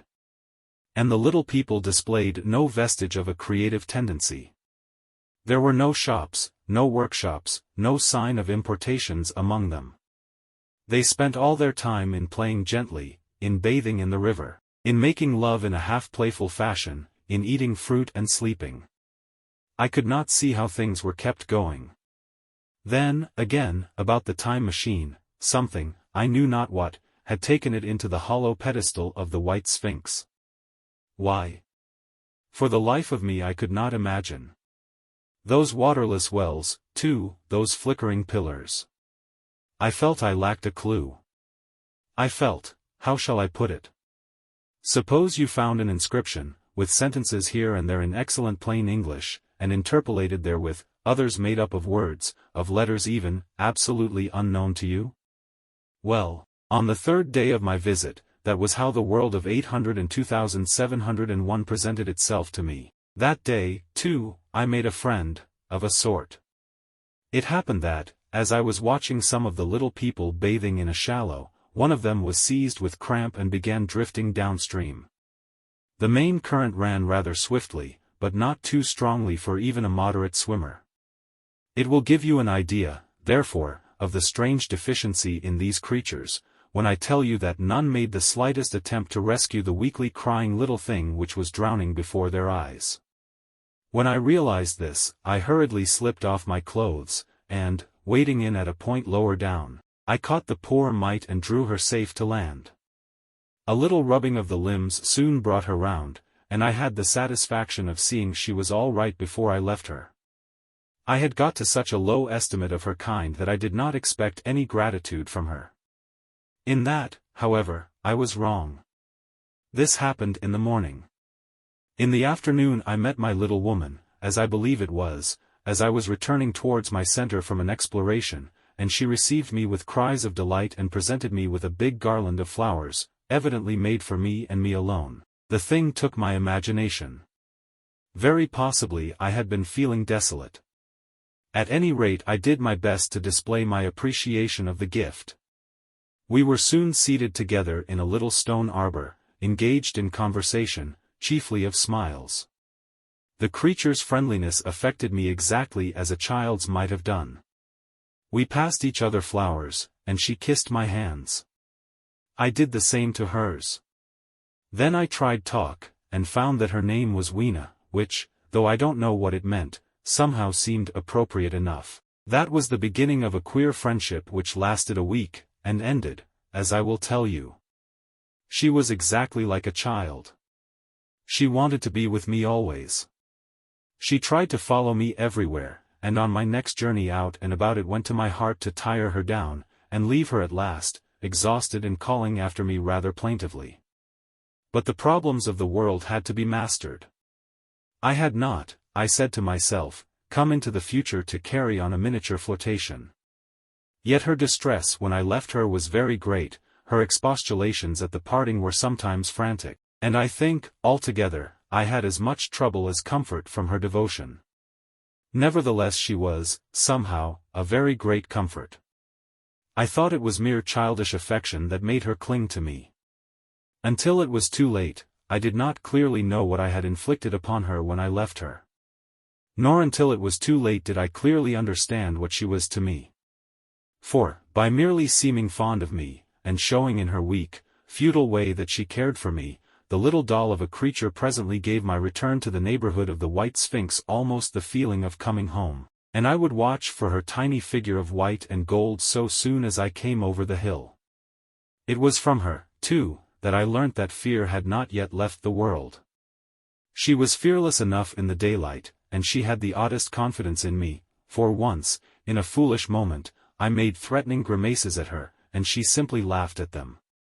But she dreaded the dark, dreaded shadows, dreaded black things. Darkness to her was the one thing dreadful. It was a singularly passionate emotion, and it set me thinking and observing. I discovered then, among other things, that these little people gathered into the great houses after dark, and slept in droves. To enter upon them without a light was to put them into a tumult of apprehension. I never found one out of doors, or one sleeping alone within doors, after dark. Yet I was still such a blockhead that I missed the lesson of that fear, and in spite of Weena's distress, I insisted upon sleeping away from these slumbering multitudes. It troubled her greatly, but in the end her odd affection for me triumphed, and for 5 of the nights of our acquaintance, including the last night of all, she slept with her head pillowed on my arm. But my story slips away from me as I speak of her. It must have been the night before her rescue that I was awakened about dawn. I had been restless, dreaming most disagreeably that I was drowned, and that sea anemones were feeling over my face with their soft palps. I woke with a start, and with an odd fancy that some grayish animal had just rushed out of the chamber. I tried to get to sleep again, but I felt restless and uncomfortable. It was that dim gray hour when things are just creeping out of darkness, when everything is colorless and clear-cut, and yet unreal. I got up, and went down into the great hall, and so out upon the flagstones in front of the palace. I thought I would make a virtue of necessity, and see the sunrise. The moon was setting, and the dying moonlight and the first pallor of dawn were mingled in a ghastly half-light. The bushes were inky black, the ground a somber gray, the sky colorless and cheerless. And up the hill I thought I could see ghosts. Several times, as I scanned the slope, I saw white figures. Twice I fancied I saw a solitary white, ape-like creature running rather quickly up the hill, and once near the ruins I saw a leash of them carrying some dark body. They moved hastily. I did not see what became of them. It seemed that they vanished among the bushes. The dawn was still indistinct, you must understand. I was feeling that chill, uncertain, early morning feeling you may have known. I doubted my eyes. As the eastern sky grew brighter, and the light of the day came on and its vivid coloring returned upon the world once more, I scanned the view keenly. But I saw no vestige of my white figures, they were mere creatures of the half-light. They must have been ghosts, I said, I wonder whence they dated. For a queer notion of Grant Allen's came into my head, and amused me. If each generation die and leave ghosts, he argued, the world at last will get overcrowded with them. On that theory they would have grown innumerable some 800,000 years hence, and it was no great wonder to see 4 at once. But the jest was unsatisfying, and I was thinking of these figures all the morning, until Weena's rescue drove them out of my head. I associated them in some indefinite way with the white animal I had startled in my first passionate search for the time machine. But Weena was a pleasant substitute. Yet all the same, they were soon destined to take far deadlier possession of my mind. I think I have said how much hotter than our own was the weather of this golden age. I cannot account for it. It may be that the sun was hotter, or the earth nearer the sun. It is usual to assume that the sun will go on cooling steadily in the future. But people, unfamiliar with such speculations as those of the younger Darwin, forget that the planets must ultimately fall back one by one into the parent body. As these catastrophes occur, the sun will blaze with renewed energy, and it may be that some inner planet had suffered this fate. Whatever the reason, the fact remains that the sun was very much hotter than we know it. Well, one very hot morning, my 4th, I think, as I was seeking shelter from the heat and glare in a colossal ruin near the great house where I slept and fed, there happened this strange thing.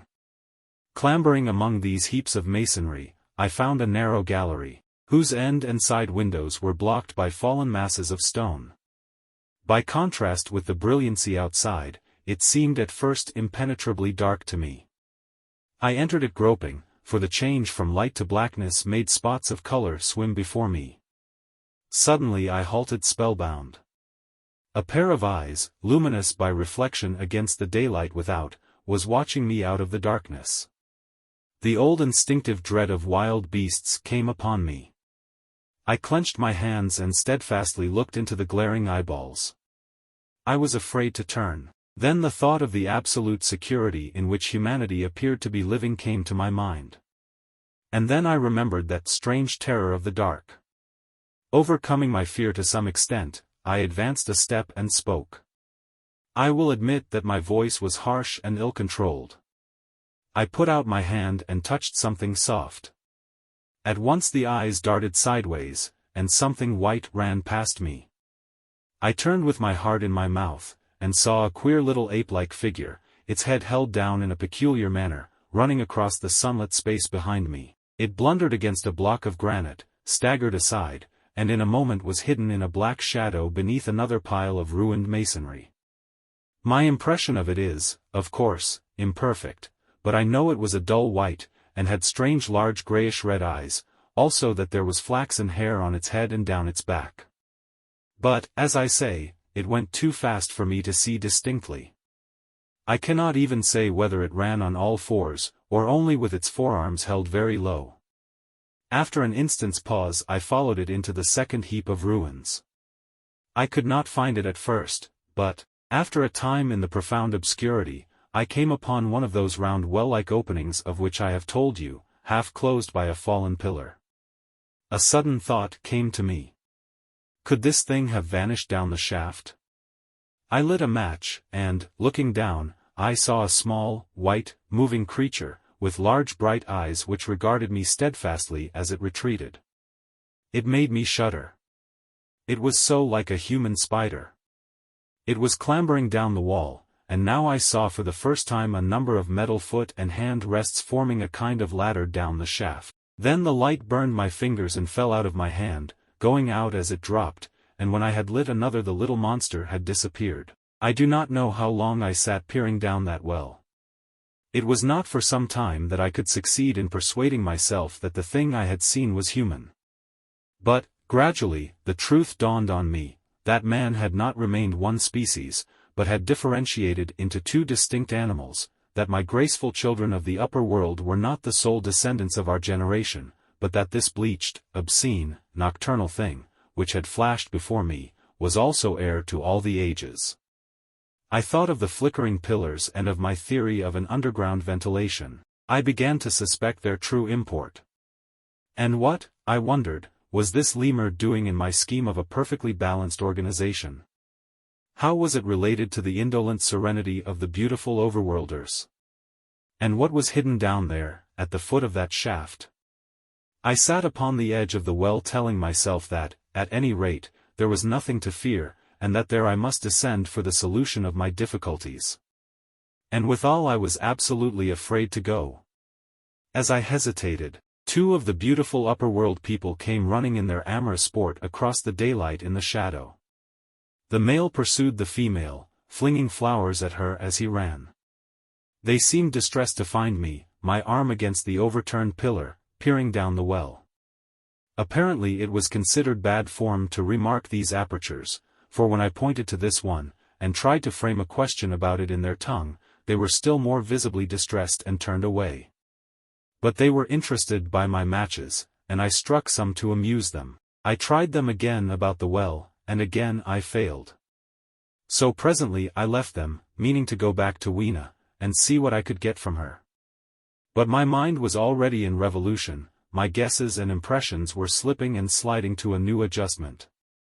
I had now a clue to the import of these wells, to the ventilating towers, to the mystery of the ghosts, to say nothing of a hint at the meaning of the bronze gates and the fate of the time machine. And very vaguely there came a suggestion towards the solution of the economic problem that had puzzled me. Here was the new view. Plainly, this second species of man was subterranean. There were three circumstances in particular which made me think that its rare emergence above ground was the outcome of a long-continued underground habit. In the first place, there was the bleached look common in most animals that live largely in the dark, the white fish of the Kentucky caves, for instance. Then, those large eyes, with that capacity for reflecting light, are common features of nocturnal things, witness the owl and the cat. And last of all, that evident confusion in the sunshine, that hasty yet fumbling awkward flight towards dark shadow, and that peculiar carriage of the head while in the light, all reinforce the theory of an extreme sensitiveness of the retina. Beneath my feet, then, the earth must be tunneled enormously, and these tunnelings were the habitat of the new race. The presence of ventilating shafts and wells along the hill slopes, everywhere, in fact, except along the river valley, showed how universal were its ramifications. What so natural, then, as to assume that it was in this artificial underworld that such work as was necessary to the comfort of the daylight race was done? The notion was so plausible that I at once accepted it, and went on to assume the how of this splitting of the human species. I dare say you will anticipate the shape of my theory, though, for myself, I very soon felt that it fell far short of the truth. At first, proceeding from the problems of our own age, it seemed clear as daylight to me that the gradual widening of the present merely temporary and social difference between the capitalist and the laborer was the key to the whole position. No doubt it will seem grotesque enough to you, and wildly incredible, and yet even now there are existing circumstances to point that way. There is a tendency to utilize underground space for the less ornamental purposes of civilization. There is the Metropolitan Railway in London, for instance.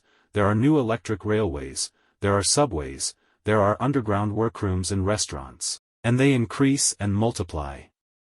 Evidently, I thought, this tendency had increased till industry had gradually lost its birthright in the sky.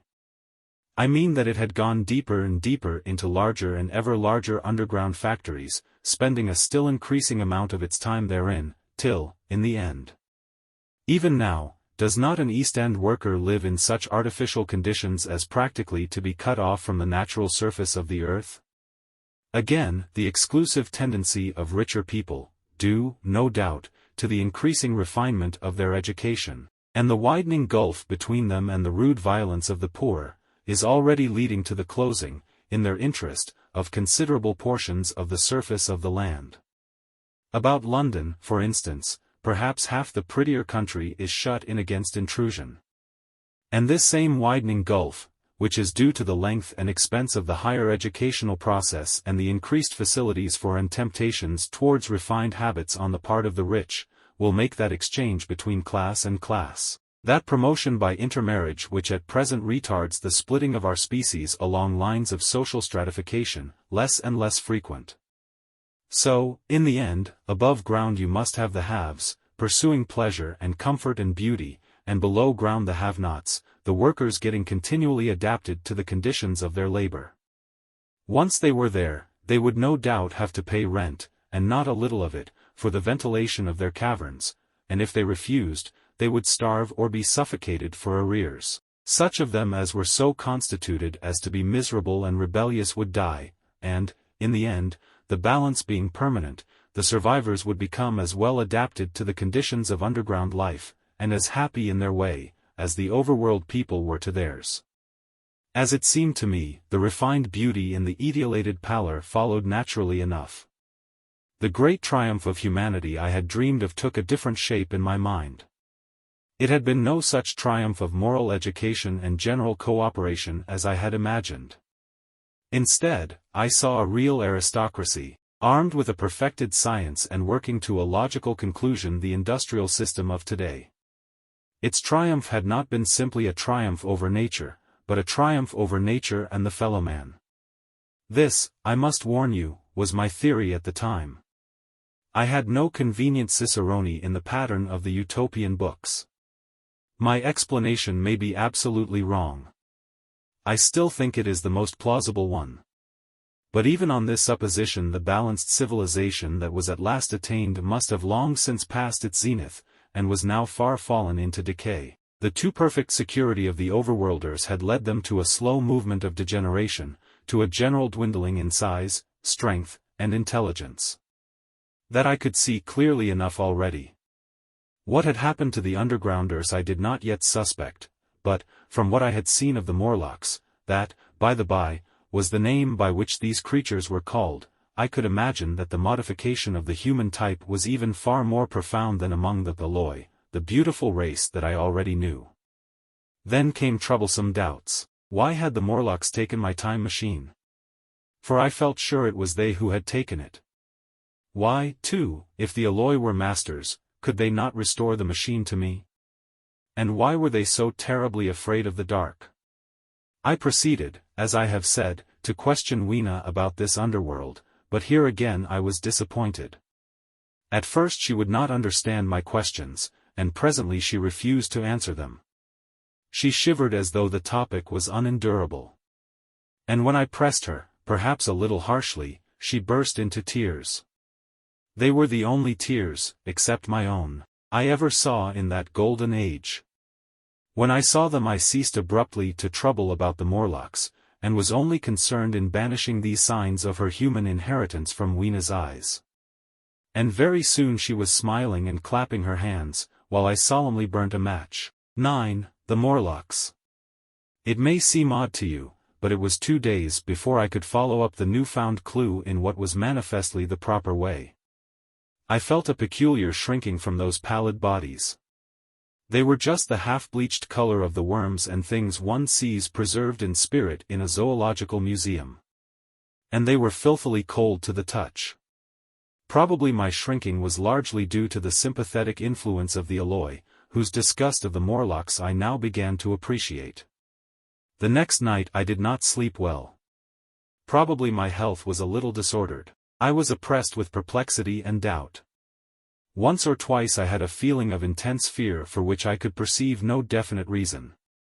I remember creeping noiselessly into the great hall where the little people were sleeping in the moonlight, that night Weena was among them, and feeling reassured by their presence. It occurred to me even then, that in the course of a few days the moon must pass through its last quarter, and the nights grow dark, when the appearances of these unpleasant creatures from below, these whitened lemurs, this new vermin that had replaced the old, might be more abundant. And on both these days I had the restless feeling of one who shirks an inevitable duty. I felt assured that the time machine was only to be recovered by boldly penetrating these mysteries of underground. Yet I could not face the mystery. If only I had had a companion it would have been different. But I was so horribly alone, and even to clamber down into the darkness of the well appalled me. I don't know if you will understand my feeling, but I never felt quite safe at my back. It was this restlessness, this insecurity, perhaps, that drove me farther and farther afield in my exploring expeditions. Going to the southwestward towards the rising country that is now called Coombe Wood, I observed far off, in the direction of 19th-century Banstead, a vast green structure, different in character from any I had hitherto seen. It was larger than the largest of the palaces or ruins I knew, and the facade had an oriental look, the face of it having the luster, as well as the pale green tint, a kind of bluish green, of a certain type of Chinese porcelain. This difference in aspect suggested a difference in use, and I was minded to push on and explore. But the day was growing late, and I had come upon the site of the place after a long and tiring circuit, so I resolved to hold over the adventure for the following day, and I returned to the welcome and the caresses of little Weena. But next morning I perceived clearly enough that my curiosity regarding the palace of green porcelain was a piece of self-deception, to enable me to shirk, by another day, an experience I dreaded. I resolved I would make the descent without further waste of time, and started out in the early morning towards a well near the ruins of granite and aluminium. Little Weena ran with me. She danced beside me to the well, but when she saw me lean over the mouth and look downward, she seemed strangely disconcerted. "Goodbye, little Weena," I said, kissing her, and then putting her down, I began to feel over the parapet for the climbing hooks. Rather hastily, I may as well confess, for I feared my courage might leak away. At first she watched me in amazement. Then she gave a most piteous cry, and running to me, she began to pull at me with her little hands. I think her opposition nerved me rather to proceed. I shook her off, perhaps a little roughly, and in another moment I was in the throat of the well.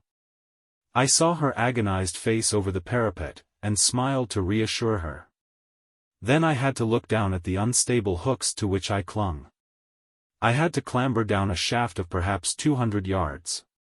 The descent was effected by means of metallic bars projecting from the sides of the well, and these being adapted to the needs of a creature much smaller and lighter than myself, I was speedily cramped and fatigued by the descent.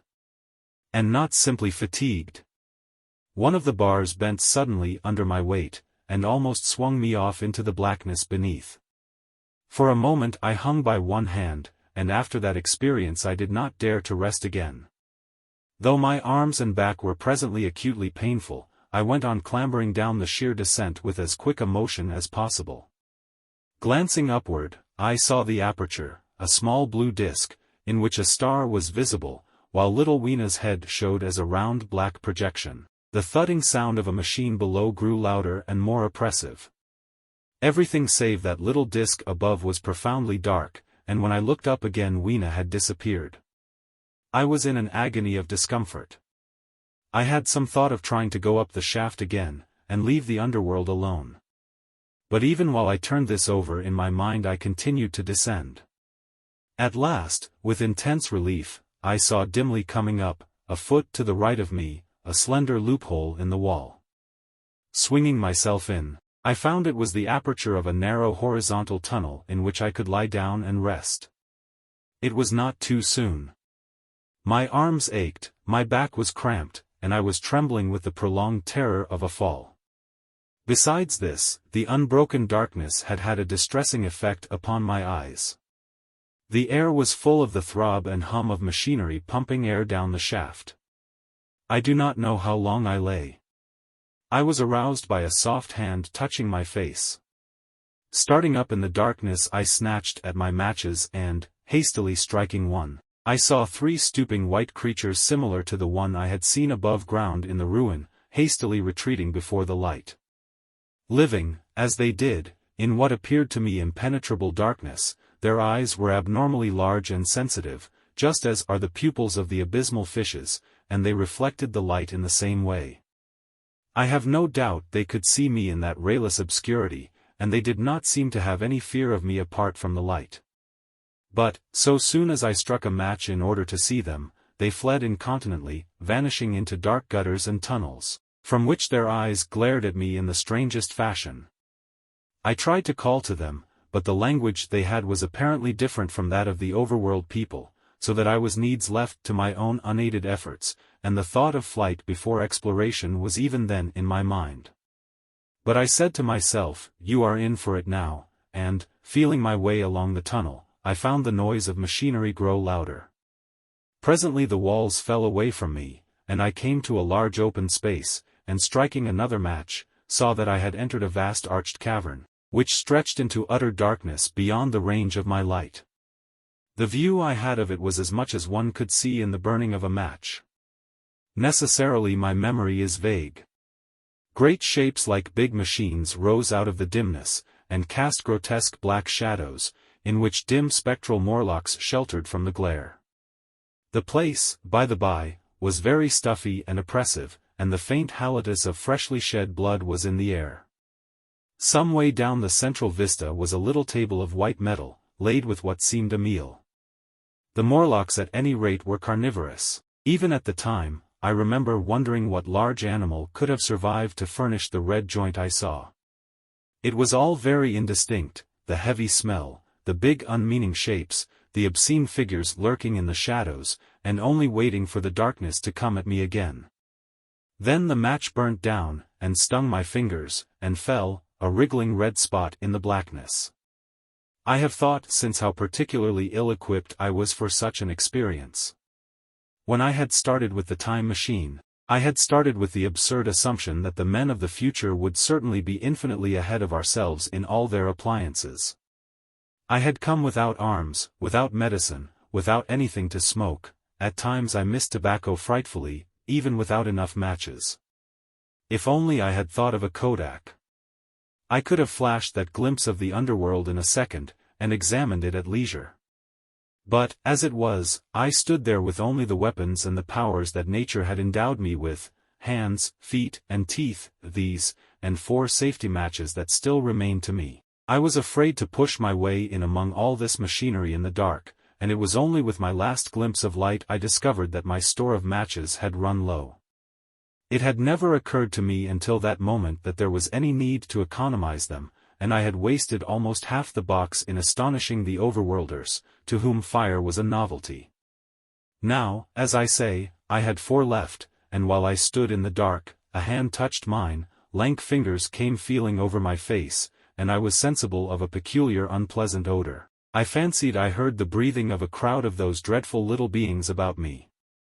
I felt the box of matches in my hand being gently disengaged, and other hands behind me plucking at my clothing. The sense of these unseen creatures examining me was indescribably unpleasant.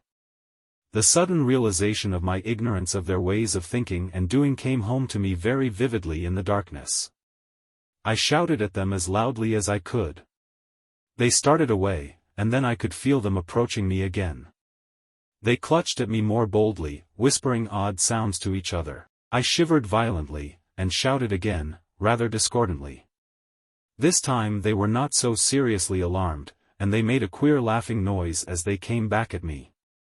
I will confess I was horribly frightened. I determined to strike another match and escape under the protection of its glare. I did so, and eking out the flicker with a scrap of paper from my pocket, I made good my retreat to the narrow tunnel. But I had scarce entered this when my light was blown out, and in the blackness I could hear the Morlocks rustling like wind among leaves, and pattering like the rain, as they hurried after me. In a moment I was clutched by several hands, and there was no mistaking that they were trying to haul me back. I struck another light, and waved it in their dazzled faces. You can scarce imagine how nauseatingly inhuman they looked, those pale, chinless faces and great, lidless, pinkish-gray eyes, as they stared in their blindness and bewilderment. But I did not stay to look, I promise you. I retreated again, and when my second match had ended, I struck my third. It had almost burnt through when I reached the opening into the shaft. I lay down on the edge, for the throb of the great pump below made me giddy. Then I felt sideways for the projecting hooks, and, as I did so, my feet were grasped from behind, and I was violently tugged backward. I lit my last match, and it incontinently went out. But I had my hand on the climbing bars now, and, kicking violently, I disengaged myself from the clutches of the Morlocks, and was speedily clambering up the shaft, while they stayed peering and blinking up at me, all but one little wretch who followed me for some way, and well-nigh secured my boot as a trophy. That climb seemed interminable to me. With the last 20 or 30 feet of it a deadly nausea came upon me. I had the greatest difficulty in keeping my hold. The last few yards was a frightful struggle against this faintness. Several times my head swam, and I felt all the sensations of falling. At last, however, I got over the well-mouth somehow, and staggered out of the ruin into the blinding sunlight. I fell upon my face. Even the soil smelt sweet and clean. Then I remember Weena kissing my hands and ears, and the voices of others among the alloy. Then, for a time, I was insensible. 10. When night came. Now, indeed, I seemed in a worse case than before. Hitherto, except during my night's anguish at the loss of the time machine, I had felt a sustaining hope of ultimate escape, but that hope was staggered by these new discoveries. Hitherto I had merely thought myself impeded by the childish simplicity of the little people, and by some unknown forces which I had only to understand to overcome, but there was an altogether new element in the sickening quality of the Morlocks, a something inhuman and malign. Instinctively I loathed them. Before, I had felt as a man might feel who had fallen into a pit. My concern was with the pit and how to get out of it. Now I felt like a beast in a trap, whose enemy would come upon him soon. The enemy I dreaded may surprise you. It was the darkness of the new moon. Weena had put this into my head by some at first incomprehensible remarks about the dark nights. It was not now such a very difficult problem to guess what the coming dark nights might mean. The moon was on the wane, each night there was a longer interval of darkness, and I now understood to some slight degree at least the reason of the fear of the little upper-world people for the dark. I wondered vaguely what foul villainy it might be that the Morlocks did under the new moon. I felt pretty sure now that my second hypothesis was all wrong. The upper-world people might once have been the favored aristocracy, and the Morlocks their mechanical servants, but that had long since passed away. The two species that had resulted from the evolution of man were sliding down towards, or had already arrived at, an altogether new relationship. The alloy, like the Carlovignan kings, had decayed to a mere beautiful futility. They still possessed the earth on sufferance, since the Morlocks, subterranean for innumerable generations, had come at last to find the daylit surface intolerable. And the Morlocks made their garments, I inferred, and maintained them in their habitual needs, perhaps through the survival of an old habit of service. They did it as a standing horse paws with his foot, or as a man enjoys killing animals in sport, because ancient and departed necessities had impressed it on the organism. But, clearly, the old order was already in part reversed. The nemesis of the delicate ones was creeping on apace. Ages ago, thousands of generations ago, man had thrust his brother man out of the ease and the sunshine. And now that brother was coming back, changed. Already the Eloi had begun to learn one old lesson anew. They were becoming reacquainted with fear. And suddenly there came into my head the memory of the meat I had seen in the underworld. It seemed odd how it floated into my mind, not stirred up as it were by the current of my meditations, but coming in almost like a question from outside. I tried to recall the form of it. I had a vague sense of something familiar, but I could not tell what it was at the time. Still, however helpless the little people in the presence of their mysterious fear, I was differently constituted. I came out of this age of ours, this ripe prime of the human race, when fear does not paralyze and mystery has lost its terrors. I at least would defend myself. Without further delay I determined to make myself arms and a fastness where I might sleep. With that refuge as a base, I could face this strange world with some of that confidence I had lost in realizing to what creatures night by night I lay exposed. I felt I could never sleep again until my bed was secure from them.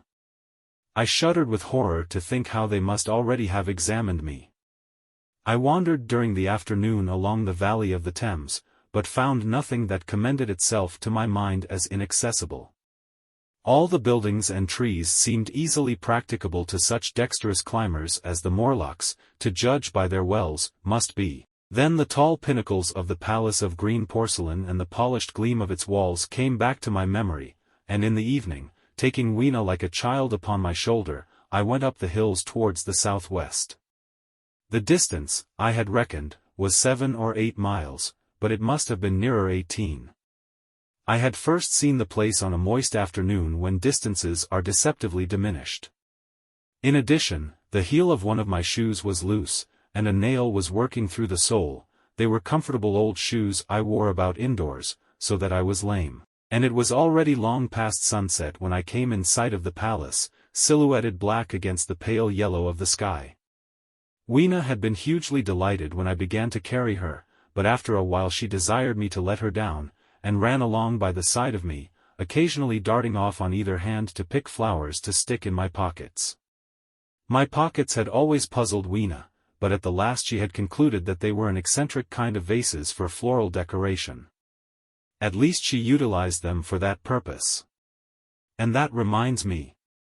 In changing my jacket I found. The time traveler paused, put his hand into his pocket, and silently placed 2 withered flowers, not unlike very large white mallows, upon the little table.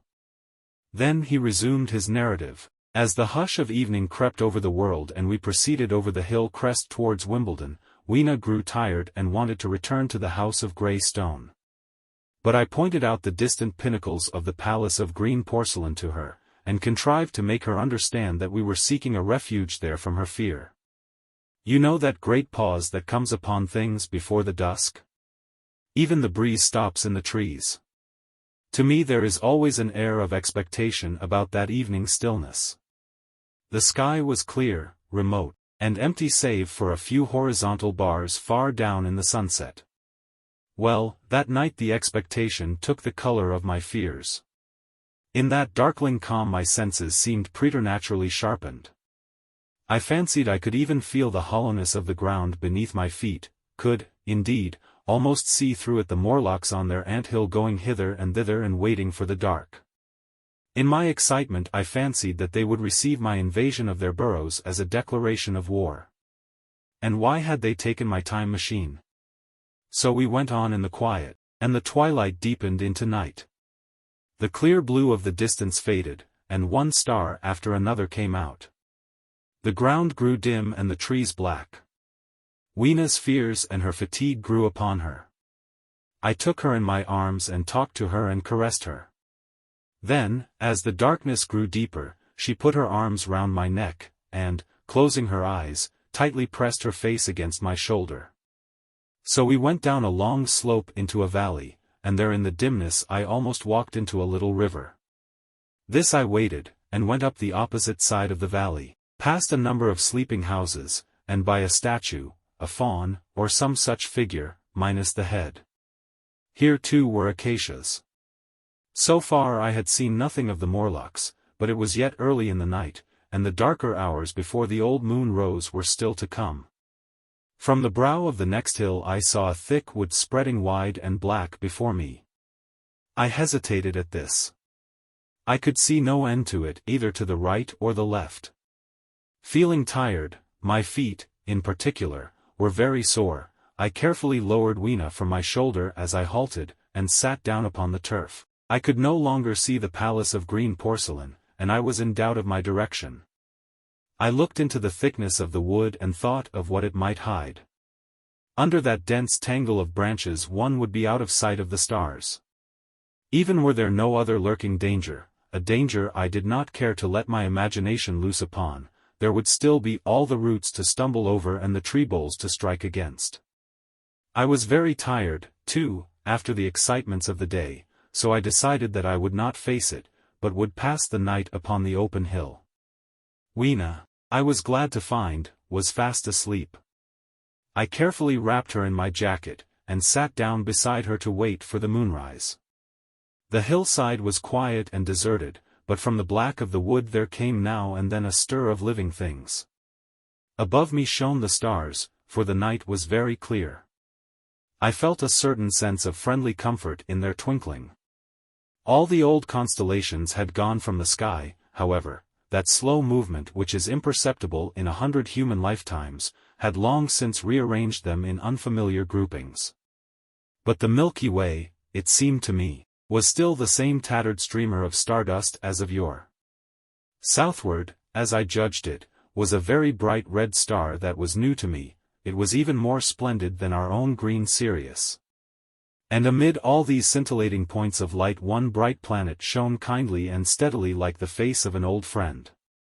Looking at these stars suddenly dwarfed my own troubles and all the gravities of terrestrial life.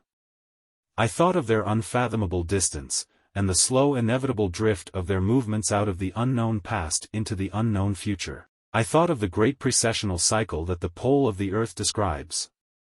Only 40 times had that silent revolution occurred during all the years that I had traversed. And during these few revolutions all the activity, all the traditions, the complex organizations, the nations, languages, literatures, aspirations, even the mere memory of man as I knew him, had been swept out of existence. Instead were these frail creatures who had forgotten their high ancestry, and the white things of which I went in terror. Then I thought of the great fear that was between the two species, and for the first time, with a sudden shiver, came the clear knowledge of what the meat I had seen might be. Yet it was too horrible. I looked at little Weena sleeping beside me, her face white and star-like under the stars, and forthwith dismissed the thought. Through that long night I held my mind off the Morlocks as well as I could, and whiled away the time by trying to fancy I could find signs of the old constellations in the new confusion. The sky kept very clear, except for a hazy cloud or so. No doubt I dozed at times. Then, as my vigil wore on, came a faintness in the eastward sky, like the reflection of some colorless fire, and the old moon rose, thin and peaked and white.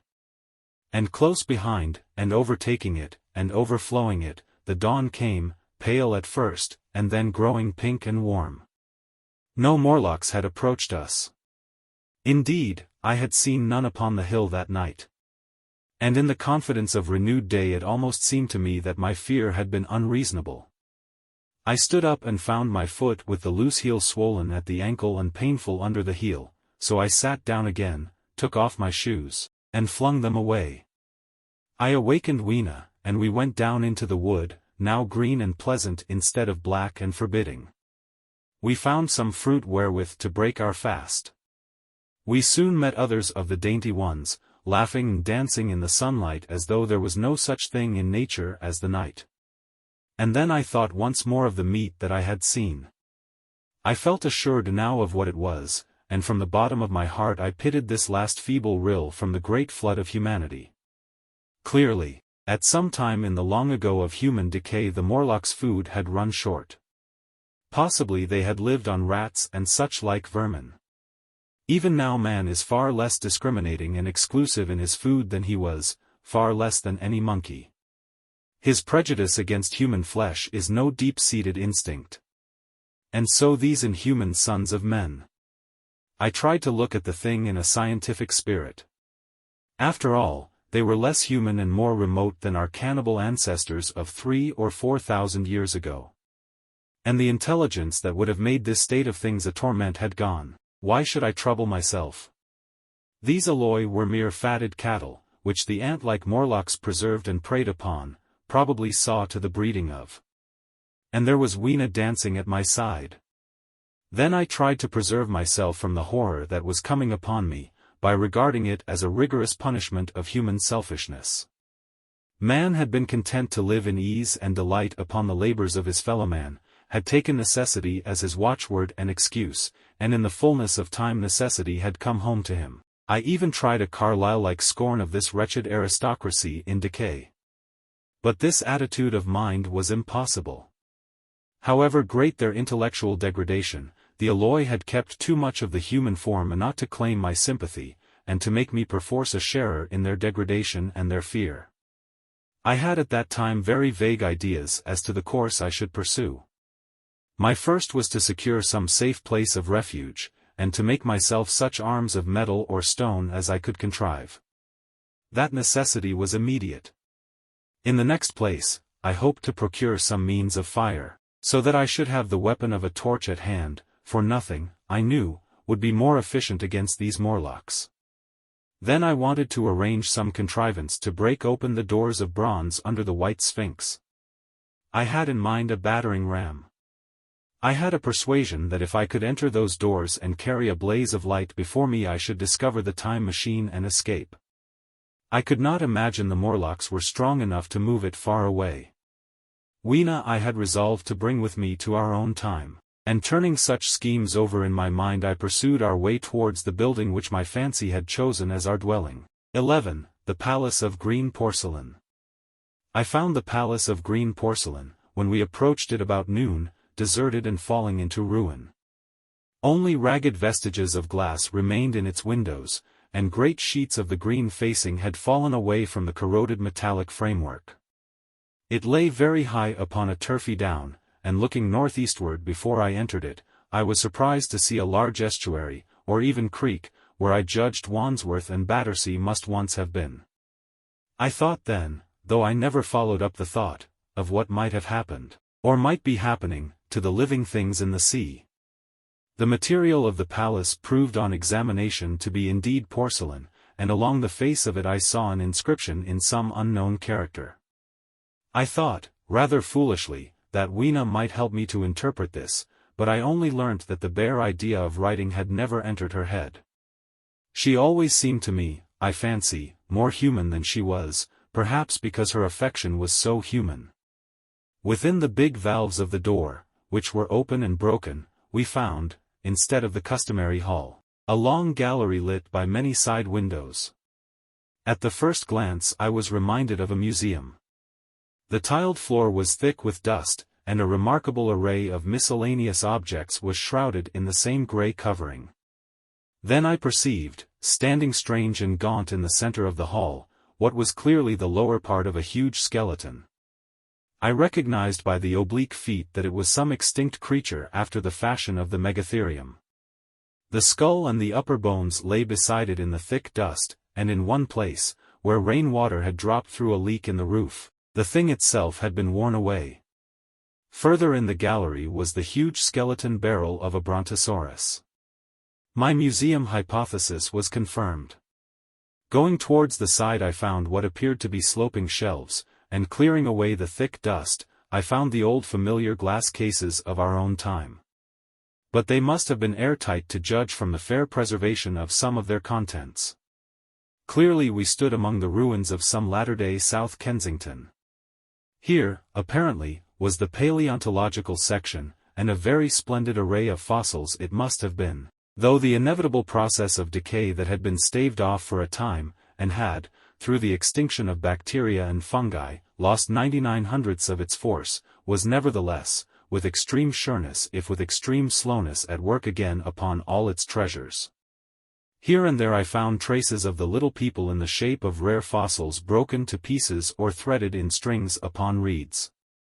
And the cases had in some instances been bodily removed, by the Morlocks, as I judged. The place was very silent. The thick dust deadened our footsteps. Weena, who had been rolling a sea urchin down the sloping glass of a case, presently came, as I stared about me, and very quietly took my hand and stood beside me. And at first I was so much surprised by this ancient monument of an intellectual age that I gave no thought to the possibilities it presented. Even my preoccupation about the time machine receded a little from my mind. To judge from the size of the place, this palace of green porcelain had a great deal more in it than a gallery of paleontology, possibly historical galleries, it might be, even a library. To me, at least in my present circumstances, these would be vastly more interesting than this spectacle of old-time geology in decay. Exploring, I found another short gallery running transversely to the first. This appeared to be devoted to minerals, and the sight of a block of sulfur set my mind running on gunpowder. But I could find no saltpetre, indeed, no nitrates of any kind. Doubtless they had deliquesced ages ago. Yet the sulfur hung in my mind, and set up a train of thinking. As for the rest of the contents of that gallery, though on the whole they were the best preserved of all I saw, I had little interest. I am no specialist in mineralogy, and I went on down a very ruinous aisle running parallel to the first hall I had entered. Apparently this section had been devoted to natural history, but everything had long since passed out of recognition. A few shriveled and blackened vestiges of what had once been stuffed animals, desiccated mummies in jars that had once held spirit, a brown dust of departed plants, that was all. I was sorry for that, because I should have been glad to trace the patient readjustments by which the conquest of animated nature had been attained. Then we came to a gallery of simply colossal proportions, but singularly ill-lit, the floor of it running downward at a slight angle from the end at which I entered. At intervals white globes hung from the ceiling, many of them cracked and smashed, which suggested that originally the place had been artificially lit. Here I was more in my element, for rising on either side of me were the huge bulks of big machines, all greatly corroded and many broken down, but some still fairly complete. You know I have a certain weakness for mechanism, and I was inclined to linger among these, the more so as for the most part they had the interest of puzzles, and I could make only the vaguest guesses at what they were for. I fancied that if I could solve their puzzles I should find myself in possession of powers that might be of use against the Morlocks. Suddenly Weena came very close to my side. So suddenly that she startled me. Had it not been for her I do not think I should have noticed that the floor of the gallery sloped at all. Footnote: it may be, of course, that the floor did not slope, but that the museum was built into the side of a hill. Ed. The end I had come in at was quite above ground, and was lit by rare slit-like windows. As you went down the length, the ground came up against these windows, until at last there was a pit like the area of a London house before each, and only a narrow line of daylight at the top.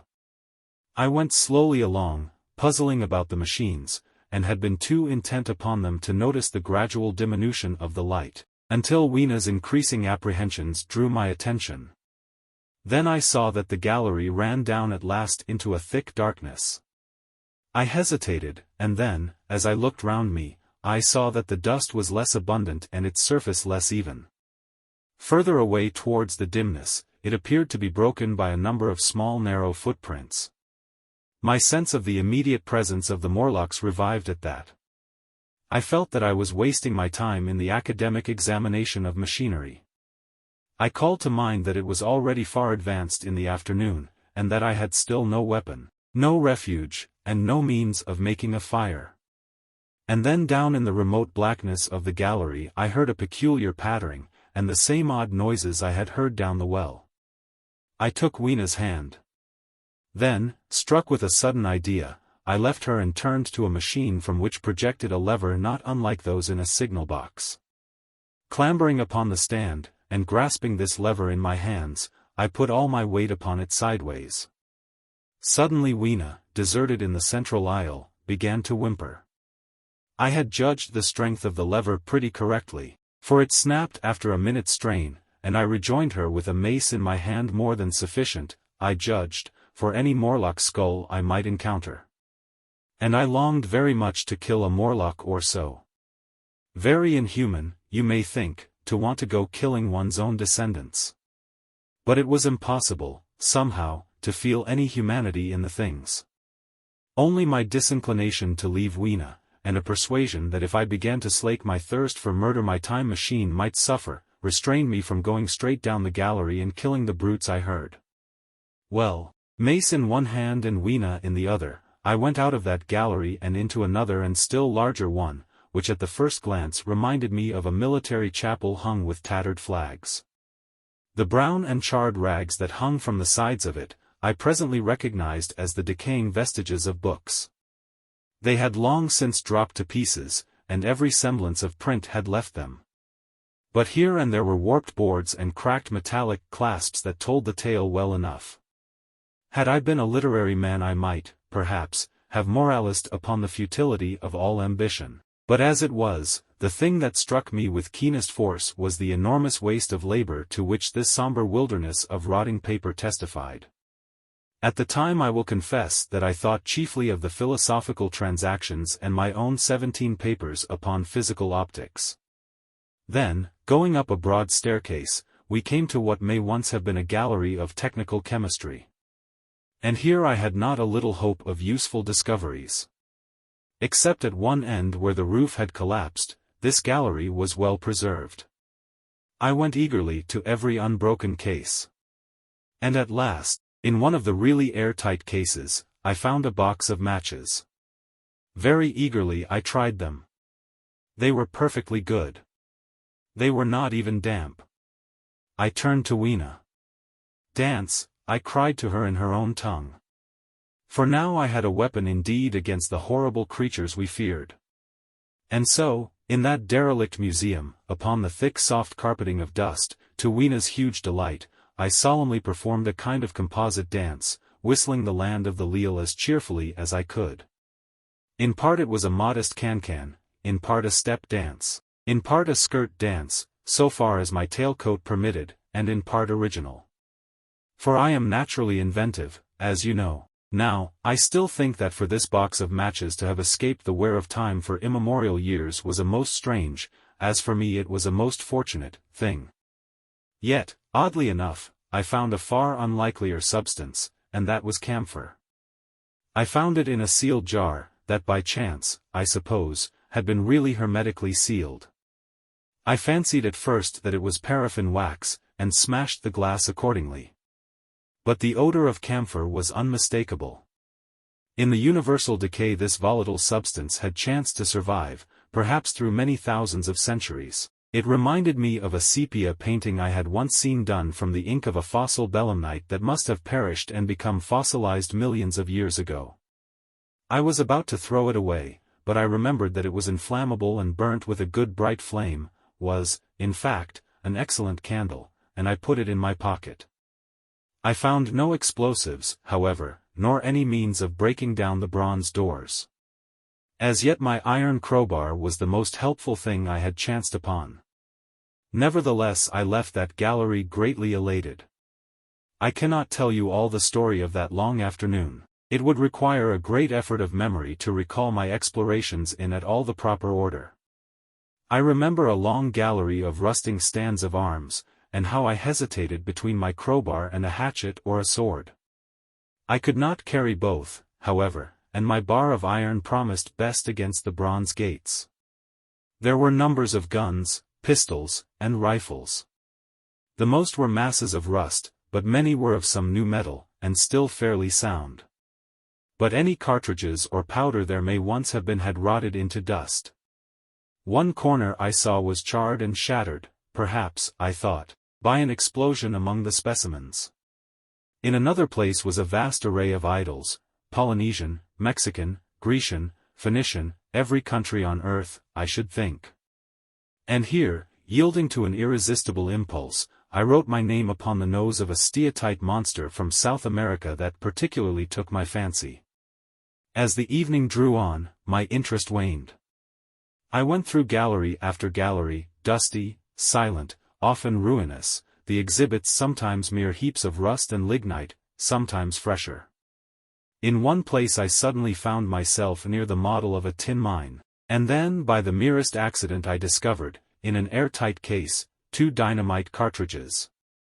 I shouted "Eureka!" and smashed the case with joy. Then came a doubt. I hesitated.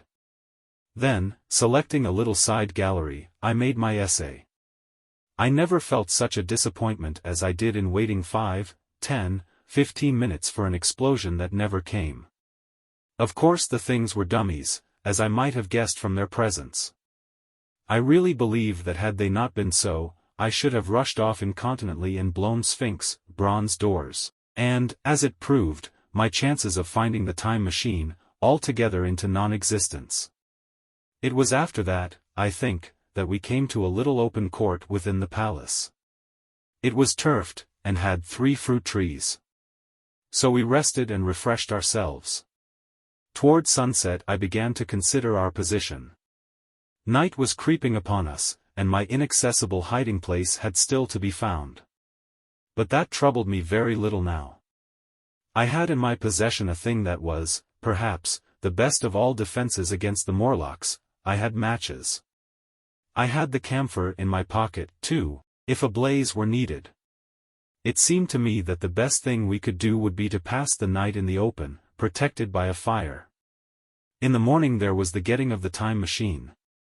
Towards that, as yet, I had only my iron mace. But now, with my growing knowledge, I felt very differently towards those bronze doors. Up to this, I had refrained from forcing them, largely because of the mystery on the other side. They had never impressed me as being very strong, and I hoped to find my bar of iron not altogether inadequate for the work.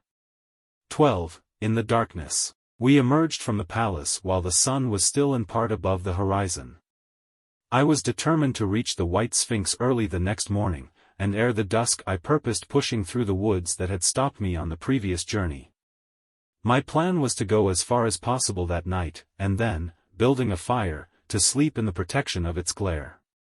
Accordingly, as we went along I gathered any sticks or dried grass I saw, and presently had my arms full of such litter. Thus loaded, our progress was slower than I had anticipated, and besides Weena was tired. And I, also, began to suffer from sleepiness too, so that it was full night before we reached the wood. Upon the shrubby hill of its edge Weena would have stopped, fearing the darkness before us, but a singular sense of impending calamity, that should indeed have served me as a warning, drove me onward. I had been without sleep for a night and 2 days, and I was feverish and irritable. I felt sleep coming upon me, and the Morlocks with it. While we hesitated, among the black bushes behind us, and dim against their blackness, I saw 3 crouching figures. There was scrub and long grass all about us, and I did not feel safe from their insidious approach. The forest, I calculated, was rather less than a mile across. If we could get through it to the bare hillside, there, as it seemed to me, was an altogether safer resting place. I thought that with my matches and my camphor I could contrive to keep my path illuminated through the woods. Yet it was evident that if I was to flourish matches with my hands I should have to abandon my firewood, so, rather reluctantly, I put it down, and then it came into my head that I would amaze our friends behind by lighting it. I was to discover the atrocious folly of this proceeding, but it came to my mind as an ingenious move for covering our retreat. I don't know if you have ever thought what a rare thing flame must be in the absence of man and in a temperate climate. The sun's heat is rarely strong enough to burn, even when it is focused by dewdrops, as is sometimes the case in more tropical districts. Lightning may blast and blacken, but it rarely gives rise to widespread fire. Decaying vegetation may occasionally smolder with the heat of its fermentation, but this rarely results in flame. In this decadence, too, the art of fire-making had been forgotten on the earth. The red tongues that went licking up my heap of wood were an altogether new and strange thing to Weena. She wanted to run to it and play with it. I believe she would have cast herself into it had I not restrained her. But I caught her up, and in spite of her struggles, plunged boldly before me into the wood. For a little way the glare of my fire lit the path. Looking back presently, I could see, through the crowded stems, that from my heap of sticks the blaze had spread to some bushes adjacent, and a curved line of fire was creeping up the grass of the hill. I laughed at that, and turned again to the dark trees before me. It was very black, and Weena clung to me convulsively, but there was still, as my eyes grew accustomed to the darkness, sufficient light for me to avoid the stems. Overhead it was simply black, except where a gap of remote blue sky shone down upon us here and there. I lit none of my matches because I had no hand free. Upon my left arm I carried my little one, in my right hand I had my iron bar. For some way I heard nothing but the crackling twigs under my feet, the faint rustle of the breeze above, and my own breathing and the throb of the blood vessels in my ears. Then I seemed to know of a pattering behind me. I pushed on grimly. The pattering grew more distinct, and then I caught the same queer sound and voices I had heard in the underworld. There were evidently several of the Morlocks, and they were closing in upon me. Indeed, in another minute I felt a tug at my coat, then something at my arm. And Weena shivered violently, and became quite still. It was time for a match. But to get one I must put her down. I did so, and, as I fumbled with my pocket, a struggle began in the darkness about my knees, perfectly silent on her part and with the same peculiar cooing sounds from the Morlocks. Soft little hands, too, were creeping over my coat and back, touching even my neck. Then the match scratched and fizzed. I held it flaring, and saw the white backs of the Morlocks in flight amid the trees. I hastily took a lump of camphor from my pocket, and prepared to light it as soon as the match should wane. Then I looked at Weena. She was lying clutching my feet and quite motionless, with her face to the ground. With a sudden fright I stooped to her. She seemed scarcely to breathe. I lit the block of camphor and flung it to the ground, and as it split and flared up and drove back the Morlocks and the shadows, I knelt down and lifted her. The wood behind seemed full of the stir and murmur of a great company. She seemed to have fainted. I put her carefully upon my shoulder and rose to push on, and then there came a horrible realization. In maneuvering with my matches and Weena, I had turned myself about several times, and now I had not the faintest idea in what direction lay my path. For all I knew, I might be facing back towards the palace of green porcelain. I found myself in a cold sweat. I had to think rapidly what to do. I determined to build a fire and encamp where we were. I put Weena, still motionless, down upon a turfy bowl, and very hastily, as my first lump of camphor waned, I began collecting sticks and leaves. Here and there out of the darkness round me the Morlock's eyes shone like carbuncles. The camphor flickered and went out. I lit a match, and as I did so, two white forms that had been approaching Weena dashed hastily away. One was so blinded by the light that he came straight for me, and I felt his bones grind under the blow of my fist. He gave a whoop of dismay, staggered a little way, and fell down. I lit another piece of camphor, and went on gathering my bonfire. Presently I noticed how dry was some of the foliage above me, for since my arrival on the time machine, a matter of a week, no rain had fallen. So, instead of casting about among the trees for fallen twigs, I began leaping up and dragging down branches. Very soon I had a choking smoky fire of green wood and dry sticks, and could economize my camphor. Then I turned to where Weena lay beside my iron mace. I tried what I could to revive her, but she lay like one dead. I could not even satisfy myself whether or not she breathed. Now, the smoke of the fire beat over towards me, and it must have made me heavy of a sudden. Moreover, the vapor of camphor was in the air. My fire would not need replenishing for an hour or so. I felt very weary after my exertion, and sat down. The wood, too, was full of a slumbrous murmur that I did not understand. I seemed just to nod and open my eyes. But all was dark, and the Morlocks had their hands upon me. Flinging off their clinging fingers, I hastily felt in my pocket for the matchbox, and it had gone. Then they gripped and closed with me again. In a moment I knew what had happened. I had slept, and my fire had gone out, and the bitterness of death came over my soul. The forest seemed full of the smell of burning wood. I was caught by the neck, by the hair, by the arms, and pulled down. It was indescribably horrible in the darkness to feel all these soft creatures heaped upon me.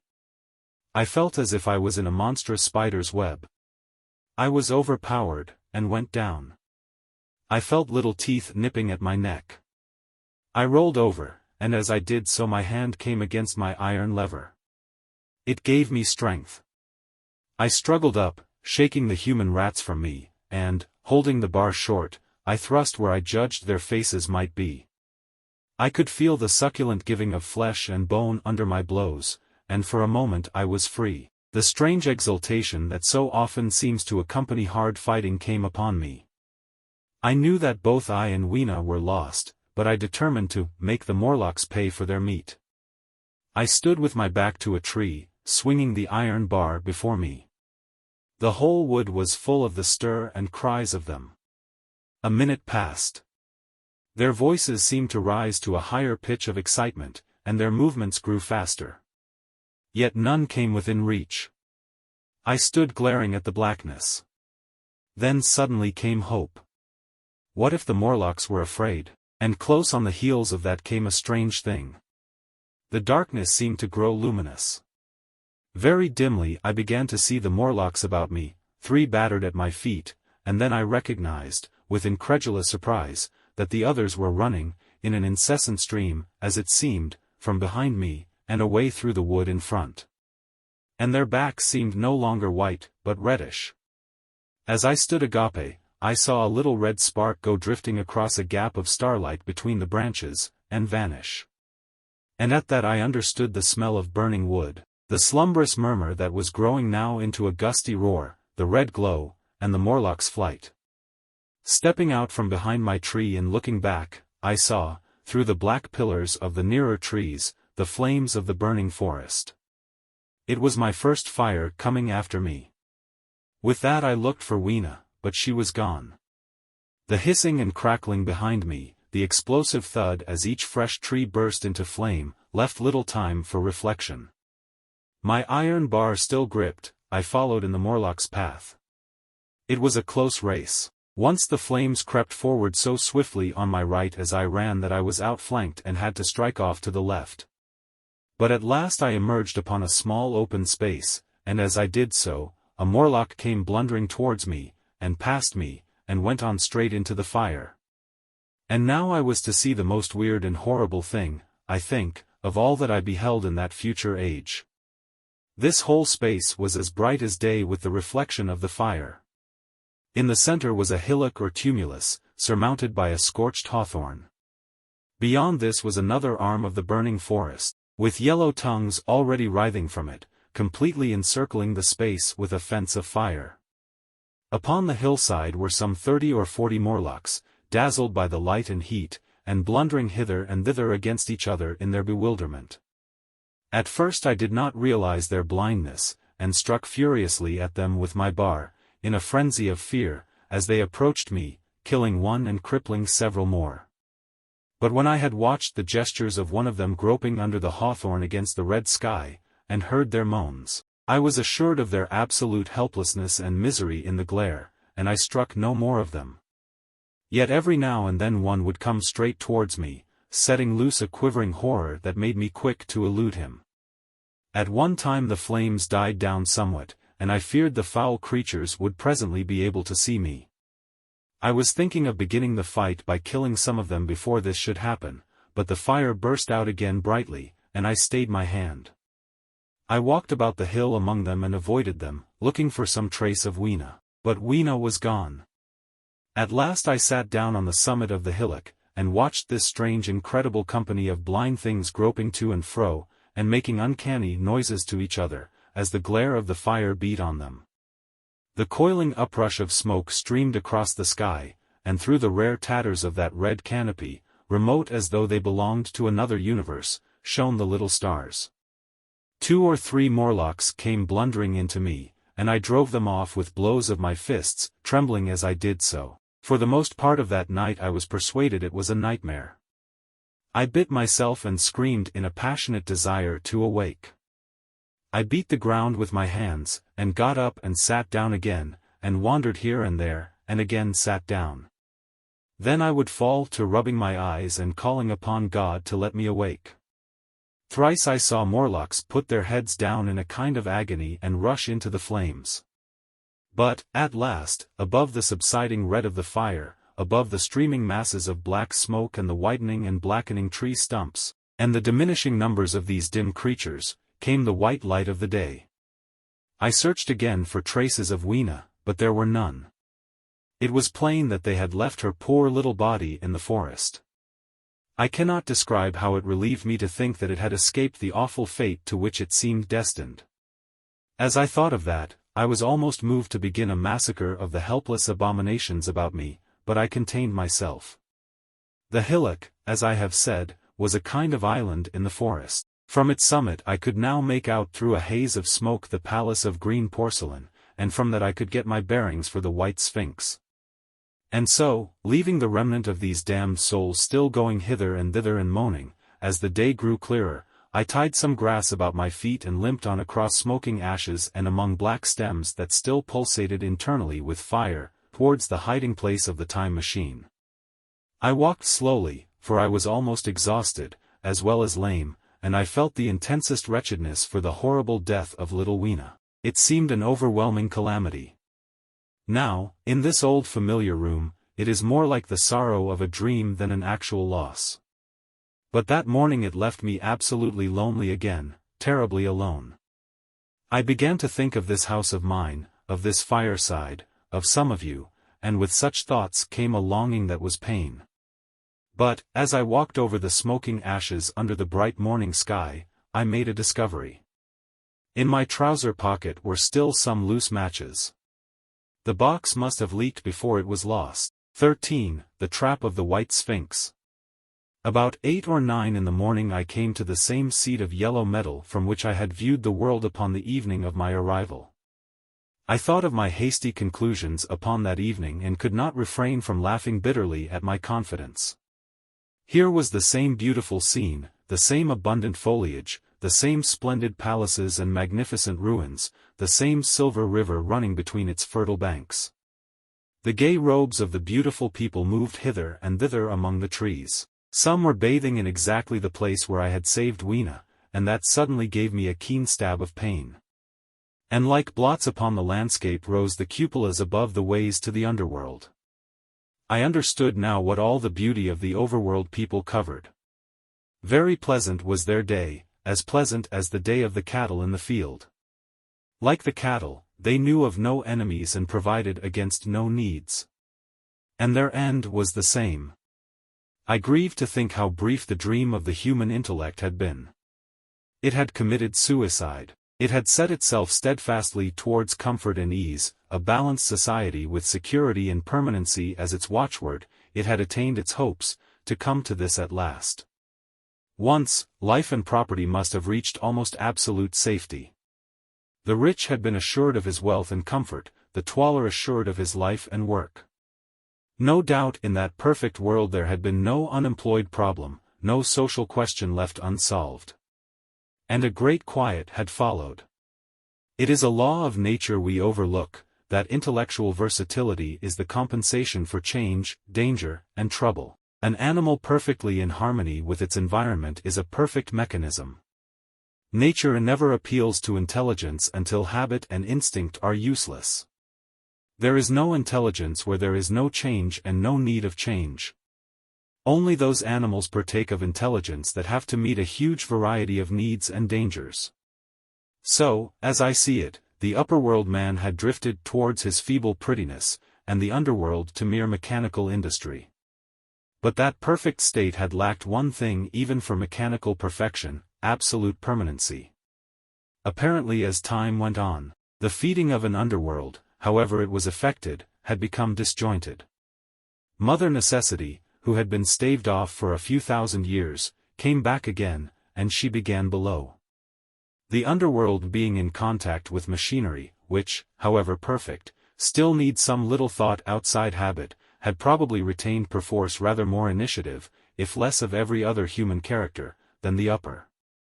And when other meat failed them, they turned to what old habit had hitherto forbidden. So I say I saw it in my last view of the world of 802,701.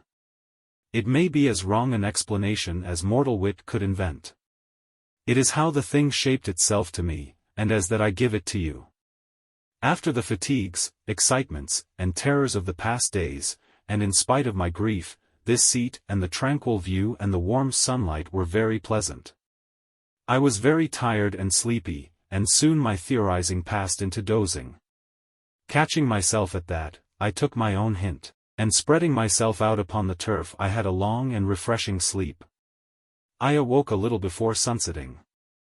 I now felt safe against being caught napping by the Morlocks, and, stretching myself, I came on down the hill towards the White Sphinx. I had my crowbar in one hand, and the other hand played with the matches in my pocket. And now came a most unexpected thing. As I approached the pedestal of the Sphinx I found the bronze valves were open. They had slid down into grooves. At that I stopped short before them, hesitating to enter. Within was a small apartment, and on a raised place in the corner of this was the time machine. I had the small levers in my pocket. So here, after all my elaborate preparations for the siege of the White Sphinx, was a meek surrender. I threw my iron bar away, almost sorry not to use it.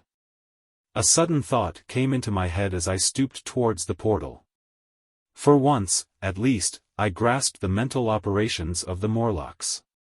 Suppressing a strong inclination to laugh, I stepped through the bronze frame and up to the time machine. I was surprised to find it had been carefully oiled and cleaned. I have suspected since that the Morlocks had even partially taken it to pieces while trying in their dim way to grasp its purpose. Now as I stood and examined it, finding a pleasure in the mere touch of the contrivance, the thing I had expected happened. The bronze panels suddenly slid up and struck the frame with a clang. I was in the dark, trapped. So the Morlocks thought. At that I chuckled gleefully. I could already hear their murmuring laughter as they came towards me. Very calmly I tried to strike the match. I had only to fix on the levers and depart then like a ghost. But I had overlooked one little thing. The matches were of that abominable kind that light only on the box.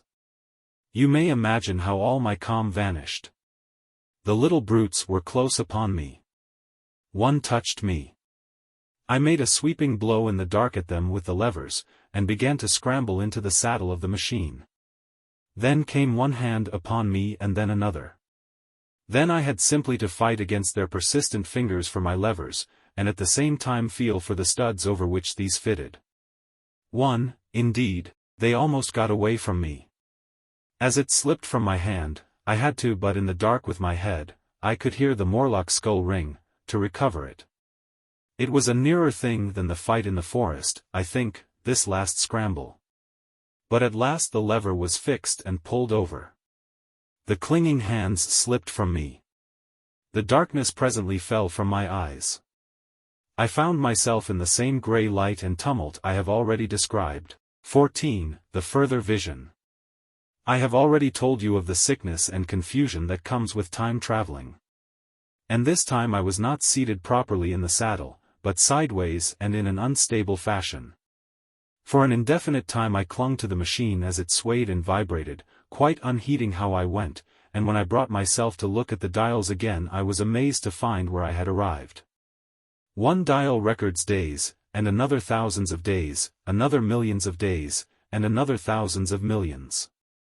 Now, instead of reversing the levers, I had pulled them over so as to go forward with them, and when I came to look at these indicators I found that the thousand's hand was sweeping round as fast as the second's hand of a watch, into futurity.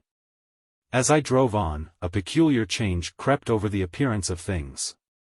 The palpitating grayness grew darker, then, though I was still traveling with prodigious velocity, the blinking succession of day and night, which was usually indicative of a slower pace, returned, and grew more and more marked. This puzzled me very much at first. The alternations of night and day grew slower, and so did the passage of the sun across the sky, until they seemed to stretch through centuries. At last a steady twilight brooded over the earth, a twilight only broken now and then when a comet glared across the darkling sky. The band of light that had indicated the sun had long since disappeared, for the sun had ceased to set, it simply rose and fell in the west, and grew ever broader and more red. All trace of the moon had vanished. The circling of the stars, growing slower and slower, had given place to creeping points of light. At last, some time before I stopped, the sun, red and very large, halted motionless upon the horizon, a vast dome glowing with a dull heat, and now and then suffering a momentary extinction. At one time it had for a little while glowed more brilliantly again, but it speedily reverted to its sullen red heat. I perceived by this slowing down of its rising and setting that the work of the tidal drag was done. The earth had come to rest with one face to the sun, even as in our own time the moon faces the earth. Very cautiously, for I remembered my former headlong fall, I began to reverse my motion. Slower and slower went the circling hands until the thousand's one seemed motionless and the daily one was no longer a mere mist upon its scale. Still slower, until the dim outlines of a desolate beach grew visible. I stopped very gently and sat upon the time machine, looking round. The sky was no longer blue. Northeastward it was inky black, and out of the blackness shone brightly and steadily the pale white stars. Overhead it was a deep Indian red and starless, and southeastward it grew brighter to a glowing scarlet where, cut by the horizon, lay the huge hull of the sun, red and motionless. The rocks about me were of a harsh reddish color, and all the trace of life that I could see at first was the intensely green vegetation that covered every projecting point on their southeastern face. It was the same rich green that one sees on forest moss or on the lichen in caves, plants which like these grow in a perpetual twilight. The machine was standing on a sloping beach. The sea stretched away to the southwest, to rise into a sharp bright horizon against the wan sky. There were no breakers and no waves, for not a breath of wind was stirring. Only a slight oily swell rose and fell like a gentle breathing, and showed that the eternal sea was still moving and living.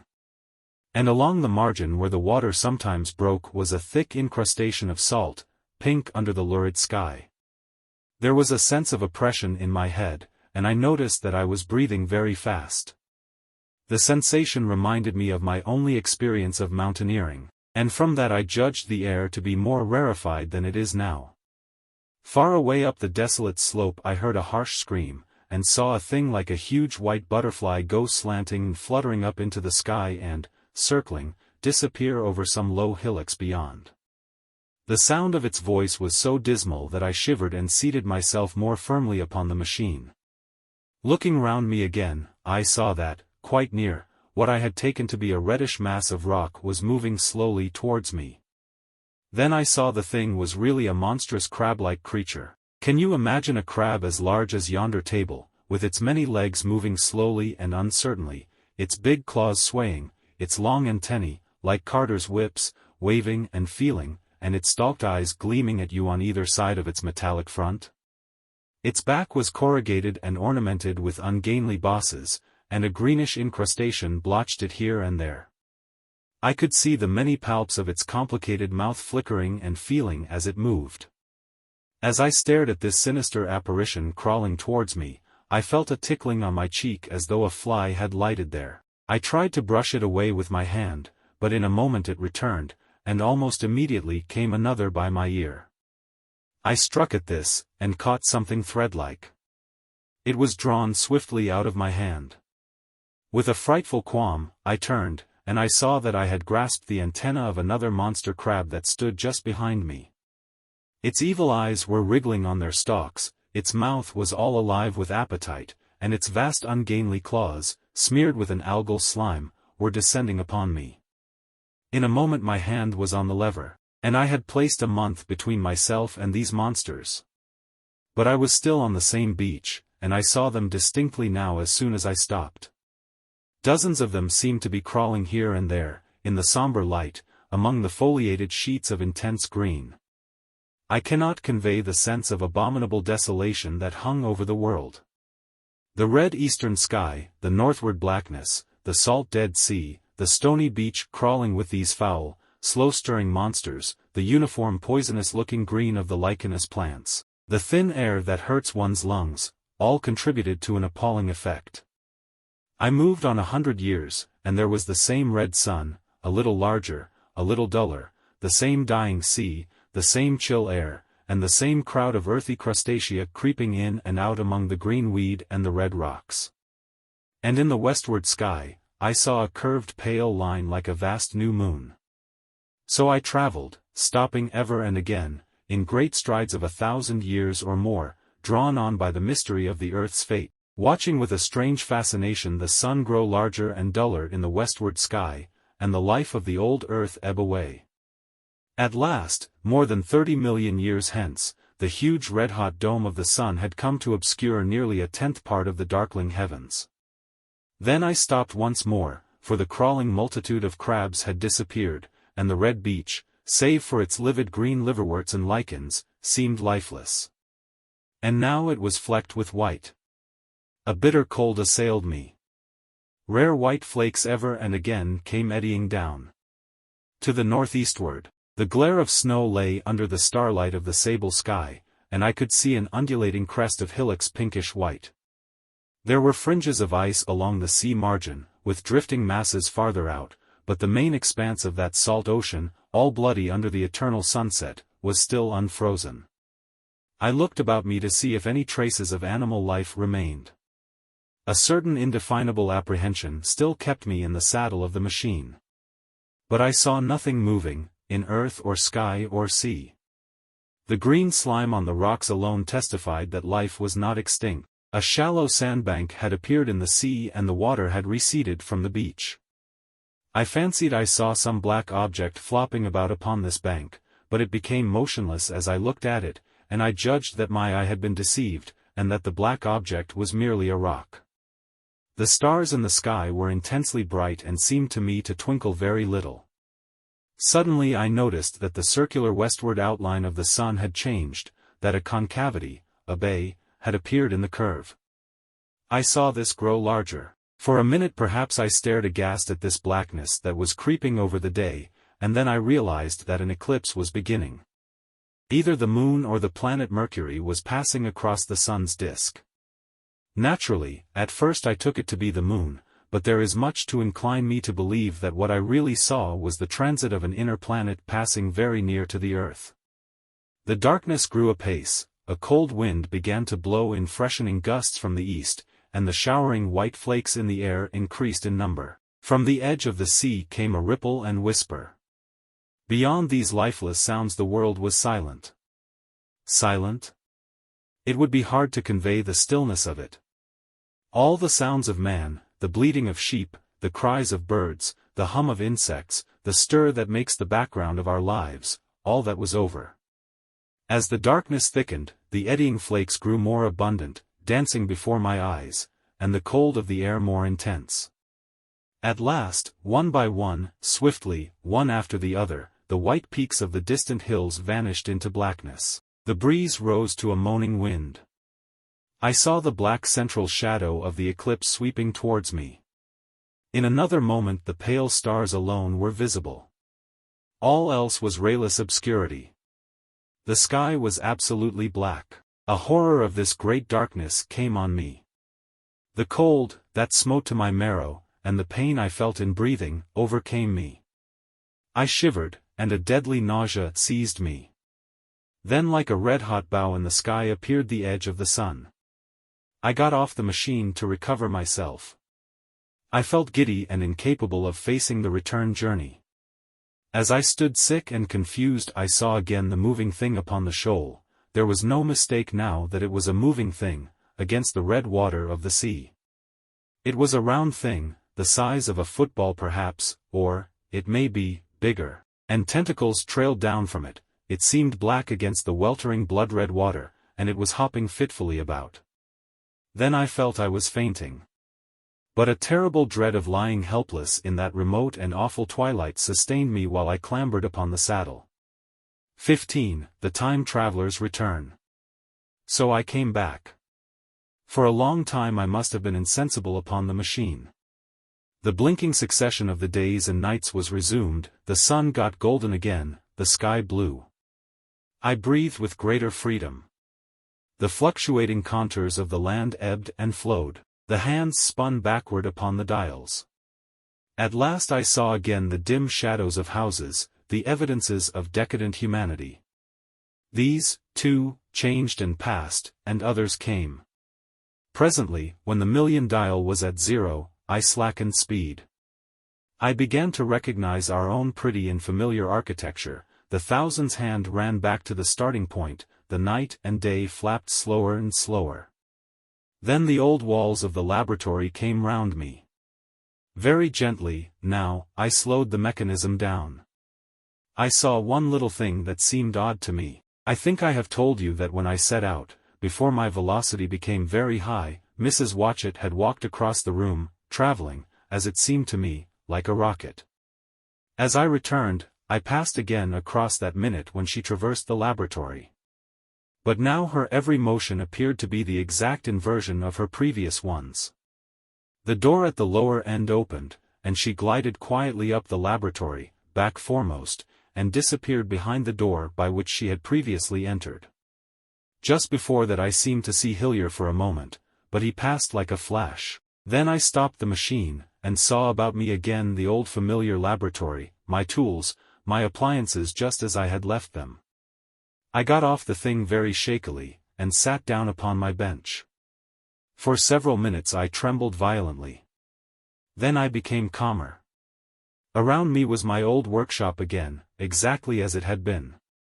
I might have slept there, and the whole thing have been a dream. And yet, not exactly. The thing had started from the southeast corner of the laboratory. It had come to rest again in the northwest, against the wall where you saw it. That gives you the exact distance from my little lawn to the pedestal of the White Sphinx, into which the Morlocks had carried my machine. For a time my brain went stagnant. Presently I got up and came through the passage here, limping, because my heel was still painful, and feeling sorely begrimed. I saw the Pall Mall Gazette on the table by the door. I found the date was indeed today, and looking at the timepiece, saw the hour was almost 8 o'clock. I heard your voices and the clatter of plates. I hesitated, I felt so sick and weak. Then I sniffed good wholesome meat, and opened the door on you. You know the rest. I washed, and dined, and now I am telling you the story. 16. After the story. I know, he said, after a pause, that all this will be absolutely incredible to you. But to me the one incredible thing is that I am here tonight in this old familiar room looking into your friendly faces and telling you these strange adventures. He looked at the medical man. No. I cannot expect you to believe it. Take it as a lie, or a prophecy. Say I dreamed it in the workshop. Consider I have been speculating upon the destinies of our race, until I have hatched this fiction. Treat my assertion of its truth as a mere stroke of art to enhance its interest.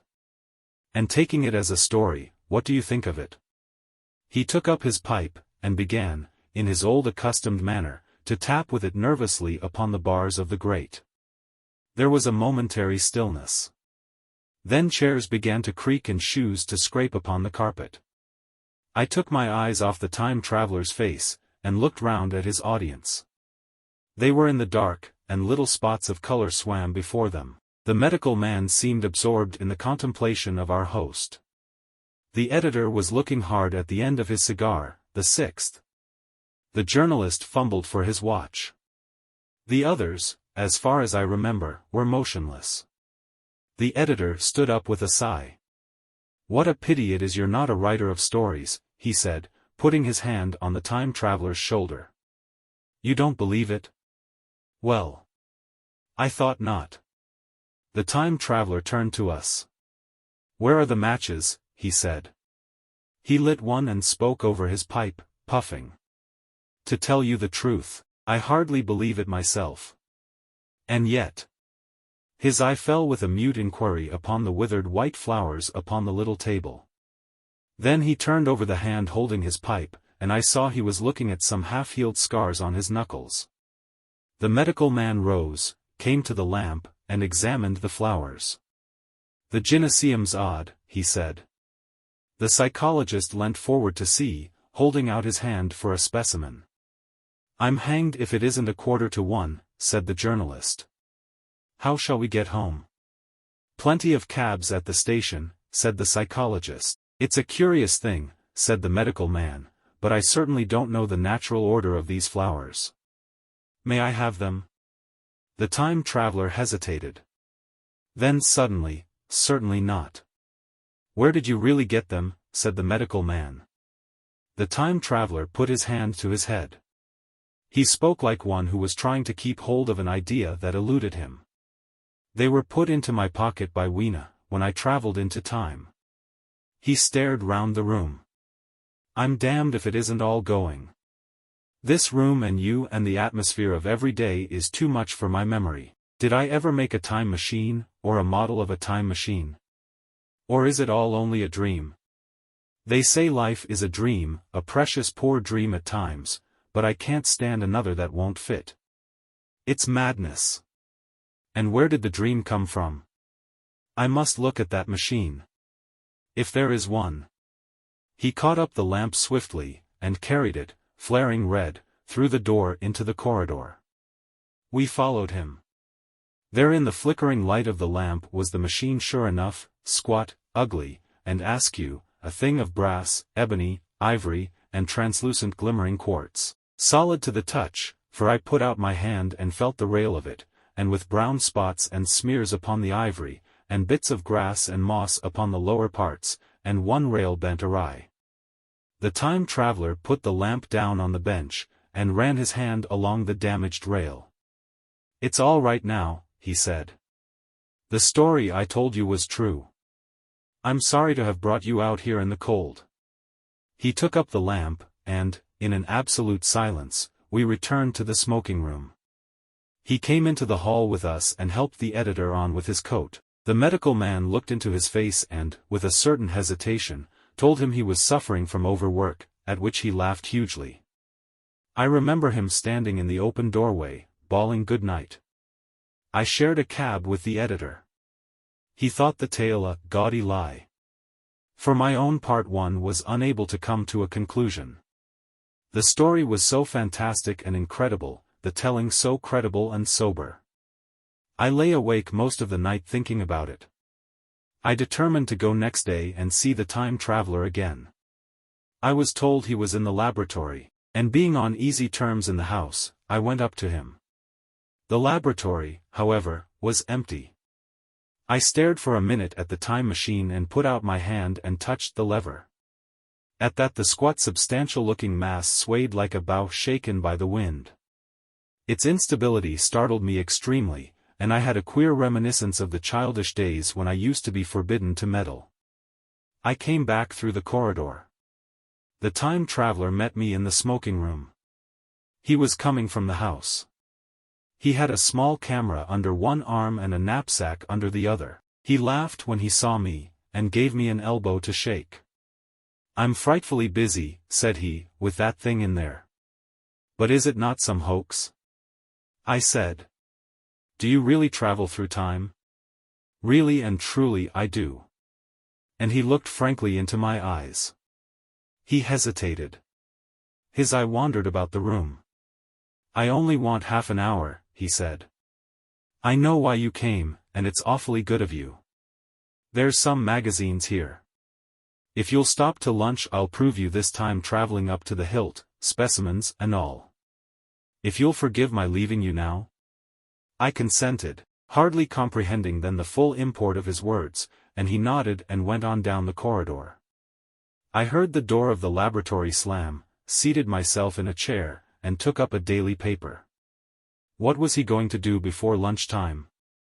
Then suddenly I was reminded by an advertisement that I had promised to meet Richardson, the publisher, at 2. I looked at my watch, and saw that I could barely save that engagement. I got up and went down the passage to tell the time traveler. 14. The further vision. I have already told you of the sickness and confusion that comes with time traveling. And this time I was not seated properly in the saddle, but sideways and in an unstable fashion. For an indefinite time I clung to the machine as it swayed and vibrated, quite unheeding how I went, and when I brought myself to look at the dials again I was amazed to find where I had arrived. One dial records days, and another thousands of days, another millions of days, and another thousands of millions. Now, instead of reversing the levers, I had pulled them over so as to go forward with them, and when I came to look at these indicators I found that the thousands hand was sweeping round as fast as the seconds hand of a watch, into futurity. As I drove on, a peculiar change crept over the appearance of things. The palpitating grayness grew darker, then, though I was still traveling with prodigious velocity, the blinking succession of day and night, which was usually indicative of a slower pace, returned, and grew more and more marked. This puzzled me very much at first. The alternations of night and day grew slower and slower, and so did the passage of the sun across the sky, until they seemed to stretch through centuries. At last a steady twilight brooded over the earth, a twilight only broken now and then when a comet glared across the darkling sky. The band of light that had indicated the sun had long since disappeared, for the sun had ceased to set, it simply rose and fell in the west, and grew ever broader and more red. All trace of the moon had vanished. The circling of the stars, growing slower and slower, had given place to creeping points of light. At last, some time before I stopped, the sun, red and very large, halted motionless upon the horizon, a vast dome glowing with a dull heat, and now and then suffering a momentary extinction. At one time it had for a little while glowed more brilliantly again, but it speedily reverted to its sullen red heat. I perceived by this slowing down of its rising and setting that the work of the tidal drag was done. The earth had come to rest with one face to the sun, even as in our own time the moon faces the earth. Very cautiously, for I remembered my former headlong fall, I began to reverse my motion. Slower and slower went the circling hands until the thousands one seemed motionless and the daily one was no longer a mere mist upon its scale. Still slower, until the dim outlines of a desolate beach grew visible. I stopped very gently and sat upon the time machine, looking round. The sky was no longer blue. Northeastward it was inky black, and out of the blackness shone brightly and steadily the pale white stars. Overhead it was a deep Indian red and starless, and southeastward it grew brighter to a glowing scarlet where, cut by the horizon, lay the huge hull of the sun, red and motionless. The rocks about me were of a harsh reddish color, and all the trace of life that I could see at first was the intensely green vegetation that covered every projecting point on their southeastern face. It was the same rich green that one sees on forest moss or on the lichen in caves, plants which like these grow in a perpetual twilight. The machine was standing on a sloping beach. The sea stretched away to the southwest, to rise into a sharp bright horizon against the wan sky. There were no breakers and no waves, for not a breath of wind was stirring. Only a slight oily swell rose and fell like a gentle breathing, and showed that the eternal sea was still moving and living. And along the margin where the water sometimes broke was a thick incrustation of salt, pink under the lurid sky. There was a sense of oppression in my head, and I noticed that I was breathing very fast. The sensation reminded me of my only experience of mountaineering, and from that I judged the air to be more rarefied than it is now. Far away up the desolate slope I heard a harsh scream, and saw a thing like a huge white butterfly go slanting and fluttering up into the sky and, circling, disappear over some low hillocks beyond. The sound of its voice was so dismal that I shivered and seated myself more firmly upon the machine. Looking round me again, I saw that, quite near, what I had taken to be a reddish mass of rock was moving slowly towards me. Then I saw the thing was really a monstrous crab-like creature. Can you imagine a crab as large as yonder table, with its many legs moving slowly and uncertainly, its big claws swaying, its long antennae, like carters' whips, waving and feeling, and its stalked eyes gleaming at you on either side of its metallic front? Its back was corrugated and ornamented with ungainly bosses, and a greenish incrustation blotched it here and there. I could see the many palps of its complicated mouth flickering and feeling as it moved. As I stared at this sinister apparition crawling towards me, I felt a tickling on my cheek as though a fly had lighted there. I tried to brush it away with my hand, but in a moment it returned, and almost immediately came another by my ear. I struck at this, and caught something thread-like. It was drawn swiftly out of my hand. With a frightful qualm, I turned, and I saw that I had grasped the antenna of another monster crab that stood just behind me. Its evil eyes were wriggling on their stalks, its mouth was all alive with appetite, and its vast ungainly claws, smeared with an algal slime, were descending upon me. In a moment my hand was on the lever, and I had placed a month between myself and these monsters. But I was still on the same beach, and I saw them distinctly now as soon as I stopped. Dozens of them seemed to be crawling here and there, in the somber light, among the foliated sheets of intense green. I cannot convey the sense of abominable desolation that hung over the world. The red eastern sky, the northward blackness, the salt Dead Sea, the stony beach crawling with these foul, slow-stirring monsters, the uniform poisonous-looking green of the lichenous plants, the thin air that hurts one's lungs, all contributed to an appalling effect. I moved on 100 years, and there was the same red sun, a little larger, a little duller, the same dying sea, the same chill air, and the same crowd of earthy crustacea creeping in and out among the green weed and the red rocks. And in the westward sky, I saw a curved pale line like a vast new moon. So I traveled, stopping ever and again, in great strides of 1,000 years or more, drawn on by the mystery of the earth's fate, watching with a strange fascination the sun grow larger and duller in the westward sky, and the life of the old earth ebb away. At last, more than 30 million years hence, the huge red-hot dome of the sun had come to obscure nearly a tenth part of the darkling heavens. Then I stopped once more, for the crawling multitude of crabs had disappeared, and the red beach, save for its livid green liverworts and lichens, seemed lifeless. And now it was flecked with white. A bitter cold assailed me. Rare white flakes ever and again came eddying down. To the northeastward, the glare of snow lay under the starlight of the sable sky, and I could see an undulating crest of hillocks pinkish white. There were fringes of ice along the sea margin, with drifting masses farther out, but the main expanse of that salt ocean, all bloody under the eternal sunset, was still unfrozen.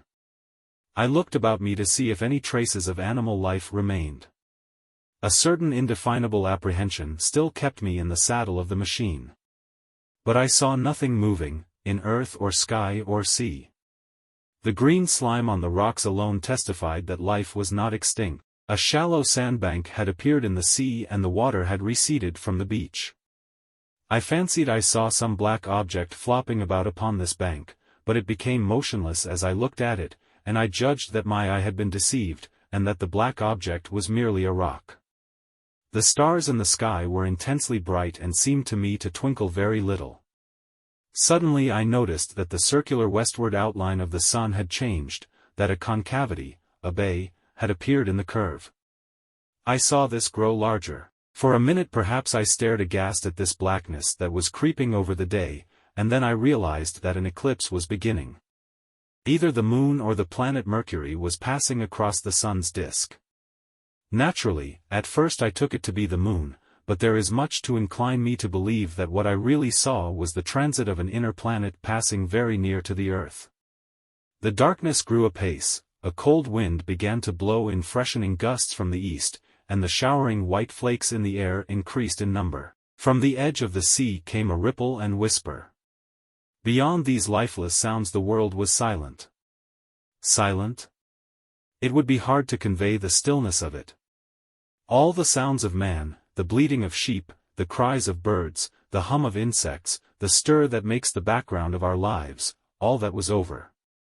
As the darkness thickened, the eddying flakes grew more abundant, dancing before my eyes, and the cold of the air more intense. At last, one by one, swiftly, one after the other, the white peaks of the distant hills vanished into blackness. The breeze rose to a moaning wind. I saw the black central shadow of the eclipse sweeping towards me. In another moment the pale stars alone were visible. All else was rayless obscurity. The sky was absolutely black. As I took hold of the handle of the door I heard an exclamation, oddly truncated at the end, and a click and a thud.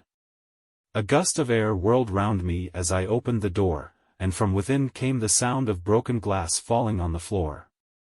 The time traveler was not there. I seemed to see a ghostly, indistinct figure sitting in a whirling mass of black and brass for a moment, a figure so transparent that the bench behind with its sheets of drawings was absolutely distinct, but this phantasm vanished as I rubbed my eyes. The time machine had gone. Save for a subsiding stir of dust, the further end of the laboratory was empty. A pane of the skylight had, apparently, just been blown in. I felt an unreasonable amazement. I knew that something strange had happened, and for the moment could not distinguish what the strange thing might be. As I stood staring, the door into the garden opened, and the manservant appeared. We looked at each other. Then ideas began to come. "Has Mr. gone out that way?" said I. "No, sir. No one has come out this way. I was expecting to find him here." At that I understood. At the risk of disappointing Richardson I stayed on, waiting for the time traveler, waiting for the second, perhaps still stranger story, and the specimens and photographs he would bring with him. But I am beginning now to fear that I must wait a lifetime. The time traveler vanished 3 years ago. And, as everybody knows now, he has never returned. Epilogue. One cannot choose but wonder. Will he ever return? It may be that he swept back into the past, and fell among the blood-drinking, hairy savages of the age of unpolished stone, into the abysses of the Cretaceous Sea, or among the grotesque saurians, the huge reptilian brutes of the Jurassic times. He may even now, if I may use the phrase, be wandering on some plesiosaurus-haunted oolitic coral reef, or beside the lonely saline seas of the Triassic Age. Or did he go forward, into one of the nearer ages, in which men are still men, but with the riddles of our own time answered and its wearisome problems solved? Into the manhood of the race, for I, for my own part, cannot think that these latter days of weak experiment, fragmentary theory, and mutual discord are indeed man's culminating time. I say, for my own part. He, I know, for the question had been discussed among us long before the time machine was made, thought but cheerlessly of the advancement of mankind, and saw in the growing pile of civilization only a foolish heaping that must inevitably fall back upon and destroy its makers in the end. If that is so, it remains for us to live as though it were not so. But to me the future is still black and blank, is a vast ignorance, lit at a few casual places by the memory of his story. And I have by me, for my comfort, 2 strange white flowers, shriveled now, and brown and flat and brittle, to witness that even when mind and strength had gone, gratitude and a mutual tenderness still lived on in the heart of man.